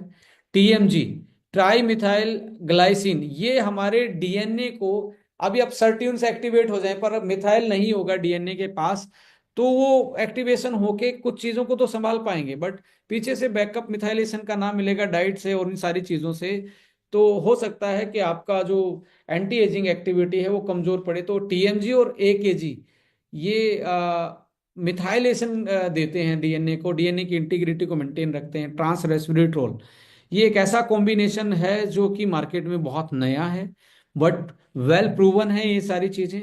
कॉर्डिसेप्स, कीड़ा जड़ी बोला जाता है इसको। बायोप्रिन, जो ब्लैक पेपर का एक्सट्रैक्ट है। Zinc, B3। और आपको एक चीज और मैं बताने वाला हूं, B3 NAD में कन्वर्ट होता है हमारी यंग एज में, पर B3 जैसे उम्र बढ़ेगी B3 NAD में कन्वर्ट कम हो जाएगा, तो हमें NMN चाहिए, NMN डायरेक्टली कन्वर्ट हो जाता है। बट इसमें B3 भी डाला है कि आपको उसका भी सप्लाई बना रहे और एक्स्ट्रा NAD आपको मिले और सर्टेन जीन्स का एक्टिवेशन आपका बना रहे, जो इम्यूनिटी, वाइटलिटी और एनर्जी प्रोडक्शन में हेल्प करता है। माइटोकॉन्ड्रिया को डायरेक्टली B3 नाम का विटामिन ज्यादा चाहिए, जो एनर्जी प्रोडक्शन में हेल्प करता है। एंटी इन्फ्लामेटरी, यदि बॉडी में इन्फ्लामेशन है, आप सर्टेन जीन्स को एक्टिवेट करते हैं, वो भी एंटी इन्फ्लामेटरी रोल प्ले करते हैं। पर साथ में उनको हमने एक और फ्रेंड दिया है, एक और कॉम्बिनेशन दिया है जो उसकी हेल्प कर रहे हैं पैरेलली, सिनर्जेटिकली इफेक्ट, करक्यूमिन, टीरोस्टिलिबिन एंड बायोप्रिन। ये कॉम्बिनेशन है जो एंटी इन्फ्लामेटरी का काम कर रहा है। सो कुल मिला के बॉडी में इन्फ्लामेशन चल रहा हो, बॉडी में ऑक्सीडेटिव स्ट्रेस चल रहा हो, मैंने आप पहले 3 चीजें बताई थी, ऑक्सीडेटिव स्ट्रेस, इन्फ्लामेशन और जेनेटिक डिस्टरबेंस, ये 3 चीजें यदि कंट्रोल कर लेंगे तो एजिंग आपकी कंट्रोल में आ जाएगी। और NMN जो है वो जेनेटिक एपिजेनेटिक्स को जल्दी कंट्रोल, उसके लिए कंट्रोल करता है। बट एंटीऑक्सीडेंट सिस्टम, सर्टेनिन्स तो बॉडी में एक्टिवेट करते ही हैं, यदि बाहर से भी डाइट में मिल जाएं तो एक्स्ट्रा सपोर्ट मिलेगी। एंटी इन्फ्लामेटरी सर्टेन्स एक्टिवेट होते बॉडी में, एंटी इन्फ्लामेटरी रोल प्ले करते हैं, यदि बाहर से भी ऐसी चीज प्रूवन डाल दी जाए इस फॉर्मूला में तो उसको और ज्यादा हेल्प करेंगे। और साथ में ओमेगा, ओमेगा सबको पता है आपकी हर सेल को चाहिए, आपके जीन्स को चाहिए, DNA को चाहिए, तो वो भी इसमें डाला गया है। तो एक ऐसा कॉम्बिनेशन है, मैं लिख के दे रहा हूं, यदि ये कॉम्बिनेशन इंटरनेशनल कोई कंपनी लेके आती तो ये 25,000 रुपए से कम प्रोडक्ट नहीं था। मैं लिख के दे रहा हूं, this is very affordable product, only NMN आपको ट्रांस रेस्वेराट्रोल के साथ 10-10 हज़ार रुपये में मार्केट में मिलता है, 2 मॉलिक्यूल के साथ। यहाँ पे 4 टाइप के ओमेगा आपके, एक पावर को फैक्टर और एंटीऑक्सीडेंट, पावरफुल वाइटलिटी वाली जो हर्ब्स हैं और एंटी इन्फ्लामेटरी वाली हर्ब्स हैं, और DNA और सर्टिनिन्स, DNA रिपेयर और माइटोकॉन्ड्रिया डिसफंक्शनिंग और सेलुलर फंक्शन के लिए, सर्टिन जीन्स एक्टिवेशन के लिए आपके ये NMN, NAD, TMG, AKG और ट्रांस रेस्वेराट्रोल ये इसमें डले हुए हैं। इसके पीछे बहुत सारी साइंस है, टॉक्सिलोजिकल स्टडी प्रोफाइल और निकोटिनाइड मोनोन्यूक्लियोटाइड, ये NMN का फुल फॉर्म है। After acute and 90 days sub chronic dosing in Wistar rats and mutagenicity test, ये करता है सेफ यूज के लिए, ह्यूमंस के लिए। ये एक तरीके से लॉन्ग टर्म हो या शॉर्ट टर्म, 2024 का पब्लिकेशन है ये, करंट रिसर्च इन टॉक्सिकोलॉजी, यानी कि 2024 में ये अभी स्टडी निकल के आई कि आप शॉर्ट टर्म यूज करो एनएमएन को या लॉन्ग टर्म यूज करो, इसका बॉडी पे कोई भी साइड इफेक्ट नहीं है, ये नॉन टॉक्सिक है। और ह्यूमन ट्रायल में देखेंगे, human trial explore anti ageing medicine, ये भी आप देखेंगे डेविड सिंक्लेयर नाम के एक साइंटिस्ट हैं हार्वर्ड यूनिवर्सिटी में, वो हेड ऑफ डिपार्टमेंट हैं, उनका ये पब्लिकेशन है नेचर में। उन्होंने समराइज किया है कि हमारा जो एनएडी है वो प्रिकर्सर है, हमारे एनएडी में कन्वर्ट होता है, वो हमारी एक तरीके से एज के जो एसोसिएटेड डिजीज हैं जैसे डायबिटीज है, कार्डियोवास्कुलर डिजीज है, कैंसर है, न्यूरो, इन सब के साथ जुड़ा हुआ है, उनको इसको एक तरीके से प्रिवेंट करता है। आप कब ये सोचेंगे कि मुझे डायबिटीज होगी तो मैं डायबिटीज की रिकवरी करूंगा, कैंसर होने के बाद इलाज करूंगा? 40 साल के आसपास यदि आप चाहते हैं ये सारी बीमारियां ना आए, यंग फील करें और आपकी हेल्थ स्पेन और लाइफ स्पेन अच्छा रहे, तो ये ह्यूमन ट्रायल में भी एंटी एजिंग मेडिसिन के रूप में पूरी तरीके से प्रूवन हो चुका है एनएमएन। और साथ में long term NMN treatment increase life span, यदि आप लंबे टाइम तक एनएमएन खाते हैं तो आप लाइफ स्पेन को बढ़ा,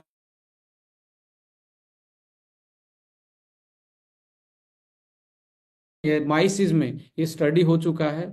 इसके अलावा साइंटिफिक एविडेंसेस में आप देखेंगे chemically induce reprogramming of reverse cellular ageing, science ने साइंस ने ये पता लगा लिया कि आप अपने डीएनए के मिथाइलेशन को और सर्टेन जीन्स को एक्टिवेट करके आप अपनी सेलुलर एजिंग को रीप्रोग्रामिंग कर सकते हो, दोबारा से यंग हो सकते हो।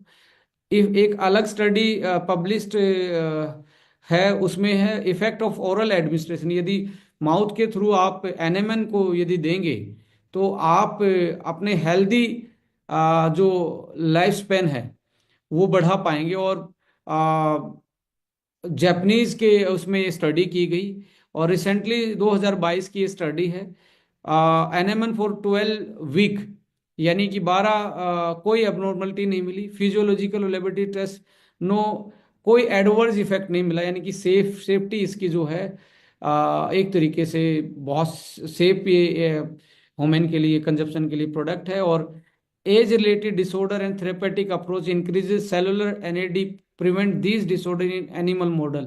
ये इसका मतलब ये है जो एज रिलेटेड जो बीमारियां हैं, यदि आप एनएडी को बढ़ा लें तो आपकी वो डिसफंक्शन जो है एजिंग के रिलेटेड वो मिटिगेट हो जाएंगे, वो कंट्रोल हो जाएंगे।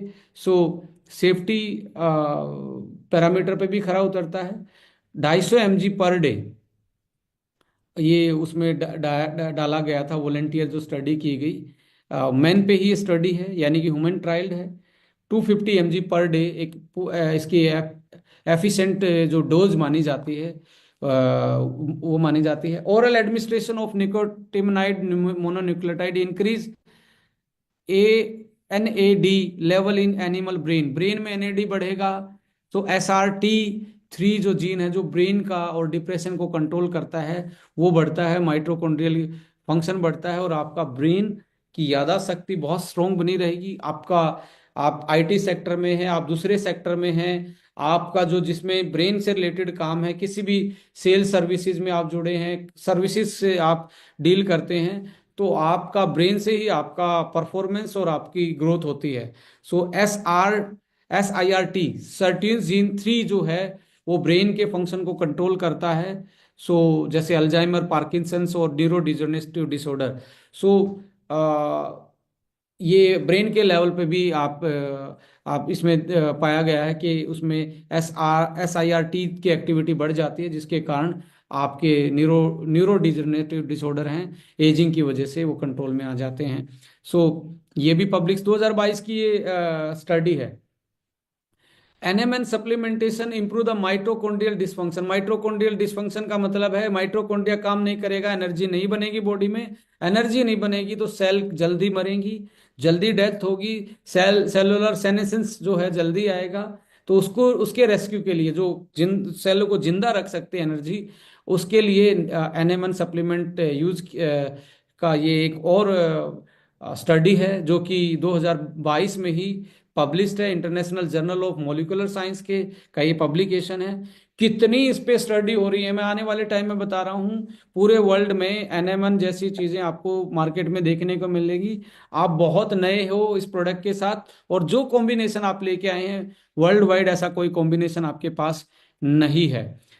सो रिकमेंडेशन डोजेस पे आते हैं तो पहले महीने आपको मैं तो रिकमेंड करूंगा, यदि आपकी बहुत ज़्यादा बीमारियां आपको बढ़ी हुई हैं, फास्ट एजिंग आपकी है, स्किन डल है, लटकी हुई स्किन है, आपको लग रहा है मैं तो बहुत जल्दी बूढ़ा हो गया हूँ, तो पहले 10 दिन आप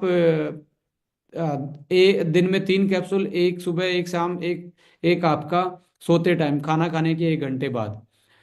और इसके साथ आपने शुगर को बंद कर देना है। यदि आप शुगर खाएंगे तो ग्लाइकेशन ऑफ प्रोटीन का और इन्फ्लामेशन बॉडी में ज़्यादा बढ़ेगा। सो मैं चाहूँगा आप अवॉइड करें इसको, फास्ट फूड को, सोडा ड्रिंक्स को, मिठाई को, मीठी चीज़ों को आप कंट्रोल करें। सो 10 दिन के बाद आप इसको रेगुलर अगले 50 डेज तक, यानी कि पहले 10 दिन पे 3 3, फिर अगले 50 डेज तक आप 2 2, 50 डेज के बाद आप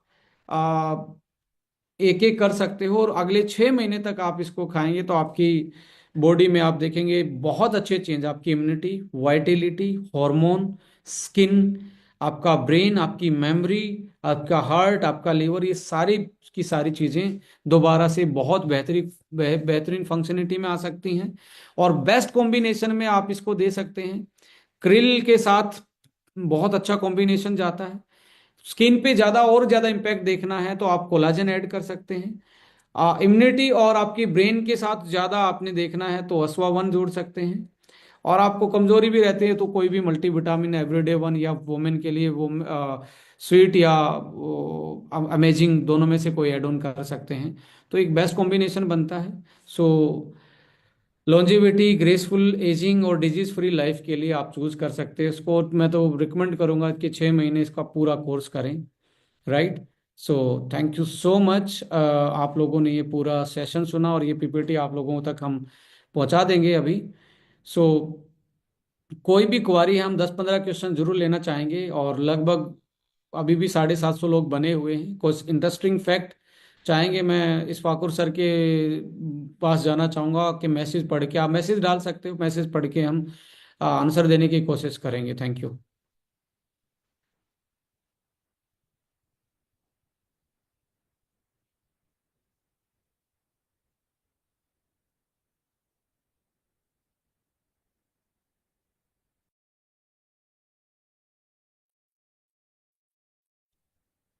ये एक बहुत ही शानदार सेशन था, प्योरली साइंटिफिक, फैक्ट बेस्ड, और आप सबको ज़रूर मज़ा आया होगा। और ये सेशन हम लोग रिपीट भी करेंगे ताकि 2 3 बार आपको रिकैप हो जाए। और 3 4 बार करने से आपको certain jeans, DNA, nucleotide, nucleosome, gene expression 2 4 बार प्रैक्टिस करने से, सीखने से, कोशिश करने से हमें समझ में आएगा। और आपको भी बहुत मज़ा आने वाला है कि ये चीज़ सेल लेवल पे जाके कैसे काम करती है।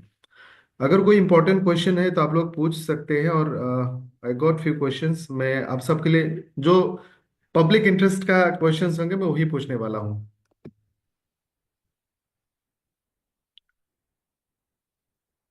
एक सवाल है, 38 ईयर ओल्ड प्रेग्नेंट लेडी है, प्रेगनेंसी के दौरान या फिर कोई भी एज रिलेटेड या बॉडी की कंडीशन रिलेटेड केसेस में यौन फ्यूल का कोई लिमिटेशन है या नहीं है, विक्रम सर? म्यूट करना मुझे,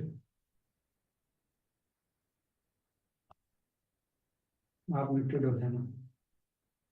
आपको कोर्स बनाइए। देखिए प्रेग्नेंट के केस में कभी भी टेस्टिंग नहीं होती है। वैसे तो टॉक्सिकोलॉजिकल स्टडी जो है वो वेरी सेफ हैं, बट आप किसी भी प्रेग्नेंट वुमेन को ना इसको रिकमेंड करें। बट बहुत सारे क्वेश्चन आ रहे हैं कि डायबिटीज के केस में, यस, डायबिटीज के केस में बहुत अच्छा रिजल्ट आपको देखने को मिलेगा। यदि स्ट्रेस के कारण डायबिटीज है तो भूले ना, तो ब्रेन 1 और डाइव 1 और आपका ये वाला प्रोडक्ट बेस्ट कॉम्बिनेशन होगा। किसी भी क्रोनिकल डिसऑर्डर को रिवर्स करने में ये प्रोडक्ट दूसरे प्रोडक्टों के साथ कॉम्बिनेशन में बहुत फाइनेस्ट प्रोडक्ट हो सकता है। एक सवाल है, मुझे लगता है सबसे इम्पोर्टेंट सवाल ये होना चाहिए, कि अगर कोई इंसान, क्योंकि एजिंग थोड़ा हमारा लाइफस्टाइल और हमारे माहौल के साथ रिलेटेड है, गांव की एजिंग प्रोसेस स्लो है, शहर में ज्यादा है। अगर हम इसको एज वाइज कैटेगराइज करें, जो लोग शहर में रहते हैं जिनकी उम्र 30-40 के बीच में है, उनको किस एज से लेना चाहिए? देखिए, कंडीशन चाहिए अपनी बॉडी की कि आप में फैट सेल ज़्यादा हो रहा है, लीवर की फंक्शनिंग डिसबैलेंस हो रही है, आपका कोलेस्ट्रॉल ऊपर नीचे हो रहा है, जो हमने सिम्टम्स बताए यदि वो आपकी बॉडी में आ रहे हैं तो this is the right time to take NMN supplement with powerful antioxidant, जिसमें आइज का विजन जल्दी लॉस हो रहा, स्किन ज़्यादा स्लगिश होती जा रही है, लटक रही है, फैट ज़्यादा बन रही है, हार्मोन इनबैलेंस हो रहा है, नींद कम आ रही है। तो ये क्या है, these are the sign of fast ageing. Hypertension, thyroid की प्रॉब्लम, लीवर की problem, these are the condition जो आपको एक तरीके से फास्ट एजिंग का सिग्नल है आपकी बॉडी का। तो उस केस में आप 30 साल से स्टार्ट कर सकते हैं आराम से, और 40 साल की एज में तो मैं मानता हूँ कि आप सबको लेना चाहिए। और मैंने तो शुरुआत कर दी है, मैंने इसको पिछले साल भी लिया था, और आज इवन मैंने तो बहुत सारे लोगों के साथ शुरुआत की है। लगभग लगभग 1500 ऑर्डर एक दिन में इसके हमने बुक किए। मैं तो आपसे पूछना चाहूँगा, क्या आपने ऑर्डर बुक किया है यंग रहने के लिए? और आपके पेरेंट्स के लिए तो बेस्ट सप्लीमेंट हो सकता है, एक मल्टीविटामिन और एक ये साथ में देंगे तो उनका बर्थडे आप लंबे बहुत सारे और बर्थडे आप सेलिब्रेट कर पाओगे। और जो आप हॉस्पिटल का, क्योंकि 60 के आसपास हॉस्पिटल के बारे में, बजट के बारे में सोचना स्टार्ट करते हैं, तो मेरा मानना है कि ज़रूर अपने पेरेंट्स को ये एक बेस्ट दे सकते हैं, एक गिफ्ट दे सकते हैं।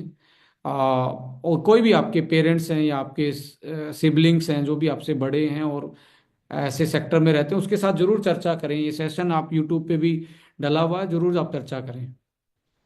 सर एक सवाल और है, थोड़ा सा साइंटिफिक स्टडी जैसे, क्या इसका ह्यूमन ट्रायल हो चुके हैं, और क्या दूसरे कंपनीज पूरे वर्ल्ड में इस फॉर्मुलेशन पे, एनएमएन एनएडी पे काम कर रही है? यस, एफडीए अप्रूव्ड ये इंग्रेडिएंट है, और human toxicological study, human trials, animal पे स्टडी, ये सब कुछ स्टडी हो चुका है। इसका कोई साइड इफेक्ट नहीं है। इसका आप लॉन्ग टर्म भी यूज कर सकते हैं, जैसे मैं तो 1 साल यूज करने वाला हूँ। और आप कब यूज करने वाले हैं आप देखिए। और 90 दिन में तो मिनिमम आपको 90 दिन तो इसके इफेक्ट के लिए आपको वेट करना पड़ेगा। ऐसे समझ में नहीं आएगा जैसे आप, बिलियंस ऑफ माइटोकॉन्ड्रिया हैं आपके बॉडी में, बिलियंस ट्रिलियंस में है बेसिकली। अब माइटोकॉन्ड्रिया आके तो नहीं बोलेगा भाई साहब थैंक थैंक यू, वो धीरे धीरे आपकी बॉडी रिस्पॉन्ड करेगी, आपका लीवर रिस्पॉन्ड करेगा, आपका ब्रेन रिस्पॉन्ड करेगा, आपका हार्ट रिस्पॉन्ड करेगा, हर बॉडी के हर पार्ट में आपको एनर्जी देखने को मिलेगी। कुछ कॉमन सवाल है, जैसे हमने किसी को और भी प्रोडक्ट सजेस्ट किए, हार्ट वन, लिवर वन, इस तरह का अलग अलग प्रोडक्ट किसी पर्पज से हमने उनको रेकमेंड किया, क्या उनके साथ यंग फ्यूल लेना सही रहेगा? यस, ये बेस्ट कॉम्बिनेशन हो सकता है। आप जैसे आप सपोज करें किसी को हार्ट की प्रॉब्लम बहुत लंबे टाइम से थी, एवीबीटी और हार्ट हार्ट हार्ट वन वो यूज कर रहा है, तो वो इसके साथ वो कर सकता है। जैसे 3 महीने उसको हो गए हैं तो 3 महीने के साथ इसको भी देंगे, तो हार्ट की रीजनरेशन पावर, हार्ट की मसल्स, हार्ट की सेल को रीजनरेट करने में हेल्प करेगा। सो अभी जो अदर फिजियोलॉजिकल फंक्शन है, लाइक कार्डियो प्रोटेक्टिव जो रोल था, ओमेगा का जो रोल है वो एनएमएन नहीं कर पाएगा। बहुत सारी ऐसी हर्ब्स हैं जिनका रोल ये प्ले नहीं कर पाएगा। ये सेलुलर एनर्जी प्रोडक्शन में हेल्प करता है, और ऐसे सिस्टम को एक्टिवेट करता है जो नई सेल बनाने में हेल्प करते हैं। ऐसे हार्मोन को रेगुलेट करता है जो नई, जो आपके ग्रोथ हार्मोन है उसमें हेल्प करता है। इवन आप एथलीट में इसको, ये डोप फ्री है, कोई डोप में नहीं आता ये सप्लीमेंट, एथलीट इसको यूज करेंगे। और जो एलीट एथलीट हैं जो 30 साल के आसपास अपने परफॉर्मेंस को लेकर चिंतित रहते हैं, बॉडी की रिकवरी को लेकर चिंतित रहते हैं, ऐसे केस में भी आप इस प्रोडक्ट को यूटिलाइज करवा के उनके परफॉर्मेंस को मेंटेन या अच्छा रख सकते हैं, इम्प्रूव कर सकते हैं। डोजिंग के बारे में फिर से सवाल आ रहे हैं, 30 साल या 35 साल, जो मुझे लगता है हमारे ज्यादातर डिस्ट्रीब्यूटर इस रेंज में होंगे, तो वो अगर 1 साल के लिए वो प्रोडक्ट लेना चाहते हैं तो किस तरह से प्लान करेंगे डोजिंग? देखिए, 35 साल में मुझे लगता है कि 2 कैप्सूल सही रहेंगे। 50 साल की एज में स्टार्टिंग में 3 कैप्सूल सही रहेंगे, और 50 से 60 साल की एज में, बिकॉज जो इसकी ह्यूमन कंजप्शन पे और एफिकेसी जो है वो 200 mg से लेके 600 mg तक ये बेस्ट माना जाता है। आप इसको कंज्यूम करने में 1000 भी कर सकते हैं, बट आपका जो इसका जो सिनर्जेटिकली इफेक्ट है, इसमें ट्रांस रेस्वेरेट्रोल भी है जो कि वो भी एक्टिवेट करता है सर्टेन जीन्स को। और इसके साथ आप ग्रीन टी एक्सट्रैक्ट भी इसमें डला हुआ है, वो भी एक्टिवेट करता है। तो ऐसी चीजें हैं जो इसके दो से दो, इसमें जो 200 mg डला हुआ है, 200 mg के इफेक्ट को ये डबल ट्रिपल कर सकता है, क्योंकि ओमेगा इसमें है, एंटीऑक्सीडेंट इसमें है, कॉर्डिसेप्स इसमें है, करक्यूमिन भी सर्टेन जीन्स को एक्टिवेट करता है। तो को फैक्टर साथ में डले हुए हैं, दूसरी चीजें भी डली जो एक्टिवेट करती हैं उनको। ये तो डायरेक्टली करता ही है, बट ऐसी चीजें हैं जो साइंटिफिकली रिसर्च में आ चुकी हैं कि वो इनको एक्टिवेशन में हेल्प करती हैं। तो ये 200 mg 300-400 mg के बराबर पड़ने वाला है। तो यदि सपोज करो आज जैसे मेरे लिए, मैं रिकमेंड अपने लिए करूं, तो मैं बहुत सारे लोग, मैं अपना एग्जांपल लेता हूं कि बहुत सारे लोग मुझे जानते भी, मेरी बॉडी टाइप क्या है, मेरी एज क्या है। Right now just approaching 40। तो मैं 40 की एज में मैं डेली वन लेने वाला हूँ। डेली वन इसलिए लेने वाला हूँ, मुझे कोई हार्ट की प्रॉब्लम नहीं है, और मुझे कोई लिपिड्स डिसफंक्शनिंग नहीं है, मुझे नींद में कोई दिक्कत नहीं है, मेरा एरोबिक स्टेमिना सही है, वाइटलिटी फंक्शन सही है, इम्यूनिटी सही है। So I going to take one capsule, but one capsule मैं लूंगा 15 दिन के बाद। अभी मैं 15 दिन तक 2 कैप्सूल लेने वाला हूँ। सो एक बार लेवल बढ़ा, फिर मेंटेन करना है। सो हेल्दी यंग जो है वो इस तरीके से मेंटेन कर सकता है। इफ समबडी इज ओबेसिटी ज़्यादा है, डायबिटीज, इंसुलिन प्री डायबिटिक, ऐसे केस में आप 35 साल में ही फंसे हो, या इरेक्टाइल डिसफंक्शनिंग, आपका कोई ऐसा सिग्नल आ रहा है बॉडी का जो आप देख रहे हैं कि जो पहले यंग एज में नहीं था, बट इस एज में वो आपको आगे आ रहा है, तो ऐसे केस में आपको स्टार्टिंग की डोजिंग हैवी हैवी रखनी है, उसके बाद नॉर्मलाइज करनी है, और फिर बिल्कुल नॉर्मल पे जाना है। सवाल जैसे बहुत सारे लोगों ने सवाल पूछा। हमने यंग फ्यूल तो ले लिया, इसके साथ दो चार हेल्दी हैबिट्स किस तरह से हम अडॉप्ट करें ताकि 1 से 2 साल में हम अपने बॉडी को फिर से पहले जैसा स्टेमिना यंगनेस वापस पा सके। देखिए, शुगर जो है जितनी मीठी है उतनी ही जहर का काम करती है हमारी बॉडी में। हमारे डीएनए को डैमेज रख करती है, हमारे डीएनए के मिथाइलेशन को कम करती है, इंसुलिन के रेजिस्टेंट को बढ़ाती है, एनर्जी का प्रोडक्शन कम होता है। सो शुगर को मैं मानूंगा कि आप पॉइजन खा रहे हैं, पर बहुत मीठा है वो, पर इतना इजी नहीं है उसको छोड़ना, उसकी क्रेविंग है। इसको बोलते हैं जो कार्ब की जो क्रेविंग, कार्ब क्रेविंग बोलते हैं, कि इसके जो ड्रग्स जैसा है, मीठा जो होता है ड्रग्स जैसा है। आप एक दिन में छोड़ेंगे, 2 दिन में छोड़ेंगे, इतना आसान नहीं है। सिर में दर्द होना, ये सारी चीजें मीठे के साथ वो होती हैं, but you can plan according to, हफ्ते 10 दिन में धीरे धीरे कम करें, मीठा कम करें। मीठे के साथ एक चीज और एड ऑन मैं जरूर करना चाहूंगा, जो आपके रिफाइंड ऑयल आते हैं, कृपा करके मैं हाथ जोड़ के विनती करूंगा सबसे, रिफाइंड ऑयल को आप प्लीज यदि बंद कर पाएं तो कर दीजिए, फ्राई नहीं करें उससे। तो आपके डीएनए को फ्राई कर रहा है वो, आपके सर्टेन जीन्स को फ्राई कर रहा है, आपकी ब्रेन सेल को फ्राई कर रहा है, आपके हार्ट को वो फ्राई कर रहा है। आप टेस्ट तो ले रहे हैं, बट उसमें फ्राई होके आपका हार्ट जा रहा है, आपका लिवर जा रहा है, आपका ब्रेन जा रहा है, आपके जीन और डीएनए जा रहे हैं। तो ये दो चीजों का परहेज जरूर करेंगे। आप शुगर किस किस में डली है, मिठाई में डली है, कार्बोनेटेड ड्रिंक्स में डली है, हाई कार्ब फूड कौन से हैं, जो फास्ट फूड और फ्राई फूड हैं वो हाई कार्ब हैं, हाई ग्लाइसेमिक्स वाले हैं, उसमें न्यूट्रिशन कम है और कैलोरीज ज़्यादा है। तो ये जरूर। तीसरी दूसरी चीज़ इसमें है, लो कार्ब फूड के साथ और शुगर को कंट्रोल करने के साथ साथ आपका ईटिंग ईटिंग विंडो जो है ना, उसको आप कंट्रोल करें। आपका रात का खाना जल्दी खा सकते हैं तो जरूर खाइए। यदि आप लेट भी खा रहे हैं तो एक चार चीज का ध्यान रखें, लेट ब्रेकफास्ट करें। ऐसा नहीं है कि आप देर रात से घर आए, आप 10 बजे आए, आपने खा लिया और सुबह जल्दी निकलना था, बोला कि सारा दिन कुछ नहीं मिलेगा। सारा दिन कुछ ना मिलने से अच्छा है सारा दिन खाली पेट रहना आज के जीवन में।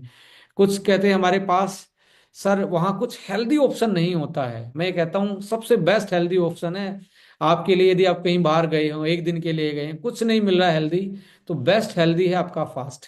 Choose the fast, that is the best healthy option, because fasting से सर्टेन जीन्स एक्टिवेट होते हैं। सर्टेन्स नई सेल बनाएंगे, आपके जीवन को यंग रखेंगे, आपको बीमारियों से बचा के रखेंगे।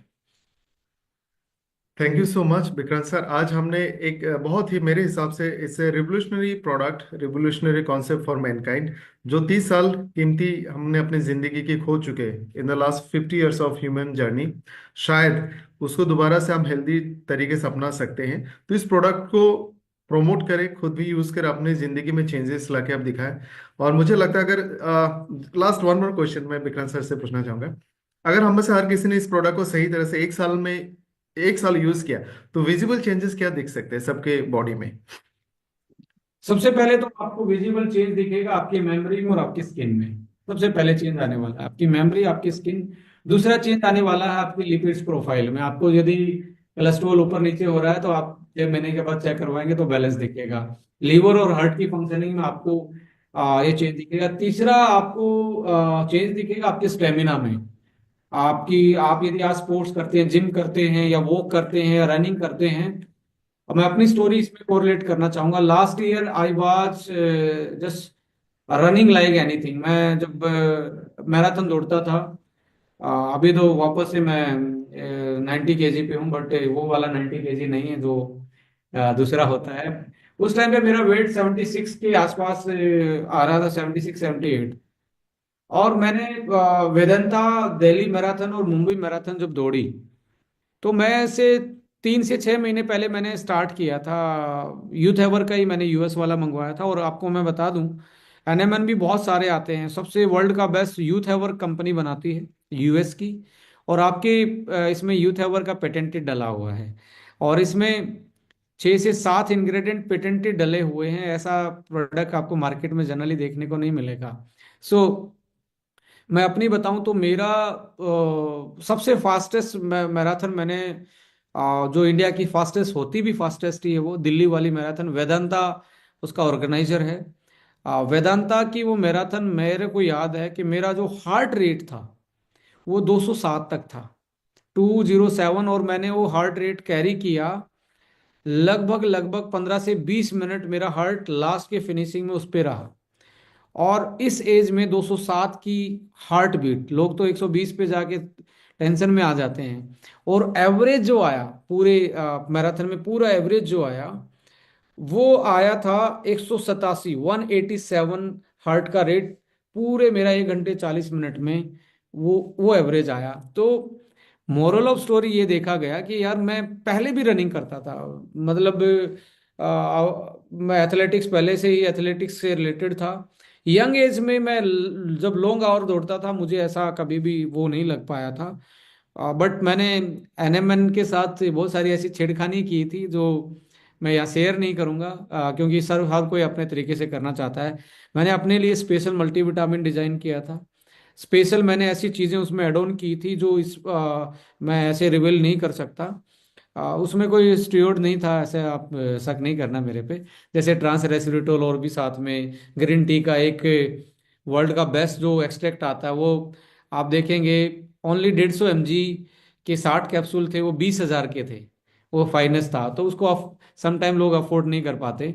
तो ऐसे कुछ चीज़ें मैं मोलिक्यूल मैंने डाले थे कि मेरा टारगेट था 140 में उसको फिनिश करूं। तो मैं 140 में कर पाया जस्ट विद इन 1 ईयर। और लोगों का ड्रीम होता है कि मैं मैराथन को बस फिनिश करूं। मैंने वो 4 मिनट 40 सेकंड के पर किलोमीटर के पेस से मैं दौड़ा था। और ऐसी लाइफस्टाइल में जो मैं फील्ड में ही रहता था, बहुत सारे लोगों की ट्रेनिंग और ये कंपनी के प्रमोशन के लिए मैक्सिमम फील्ड में रहना पड़ता था। तो ट्रेनिंग मैंने 3 महीने ही की। बट उसमें बहुत सारी चीज़ें और भी थी, लाइक आइस बाथ जो था, क्रायो बाथ जिसको बोलते हैं, वो भी सर्टेन जीन्स को एक्टिवेट करता है। यदि आप बर्फ़ के पानी में डूब सकते हैं, जैसे पहले के लोग सर्दियों में भी ठंडे पानी से नहाते थे, वो एंटी एजिंग का काम करता है। Because they activate your certain jeans, उनको एक्टिवेट करते हैं। एंटी फ्रीजिंग प्रोटीन आपकी सेल में डेवलप होता है। तो दीज आर द थेरेपीज जो पहले ज़माने में प्रूवन थेरेपी, आज साइंस ने उसका ये भी बता दिया कि किस कारण ये चीज़ें प्रूवन है। सो मैं यही बताना चाहूँगा कि आ, आपका एनर्जी लेवल, जो आपका एथलेटिक परफॉर्मेंस है, जो कार्डियो रेस्पिरेटरी स्टेमिना है, आप 6 महीने में इतना लाजवाब मिलेंगे। जिसके शॉर्ट ब्रीथनिंग है, छोटी सांसें हो गई हैं, लंबी सांसें नहीं ले, डीप ब्रीथ नहीं ले पाते, उनकी फंक्शनलिटी में बहुत सुधार आने वाला है। ग्रेट।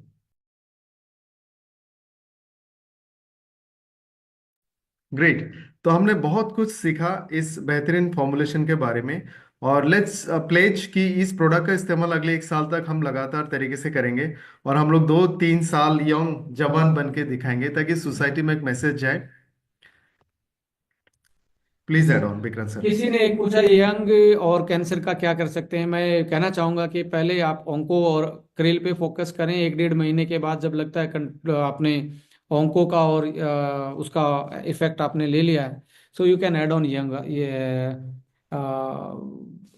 Young fuel also. तो दोस्तों, मैं सबसे रिक्वेस्ट करूंगा, जितने लोग आज इस सेशन में थे, हाईएस्ट 960 थे, आप सभी लोग जल्द से जल्द इसको खुद पे इस्तेमाल करना शुरू करें। और हम अपने अंदर के चेंजेस अगर लोगों को दिखाएंगे तो हमें प्रमोशन करने की जरूरत नहीं पड़ेगी। अभी थोड़ा बहुत हेल्थ प्रोमोटर बन जाए, स्टूने वन के हेल्थ ब्रांड एम्बेसडर बने, मैराथन में पार्टिसिपेट करें और अपने एज को रिवर्स करके दिखाएं। जी खान साहब आपकी तरह।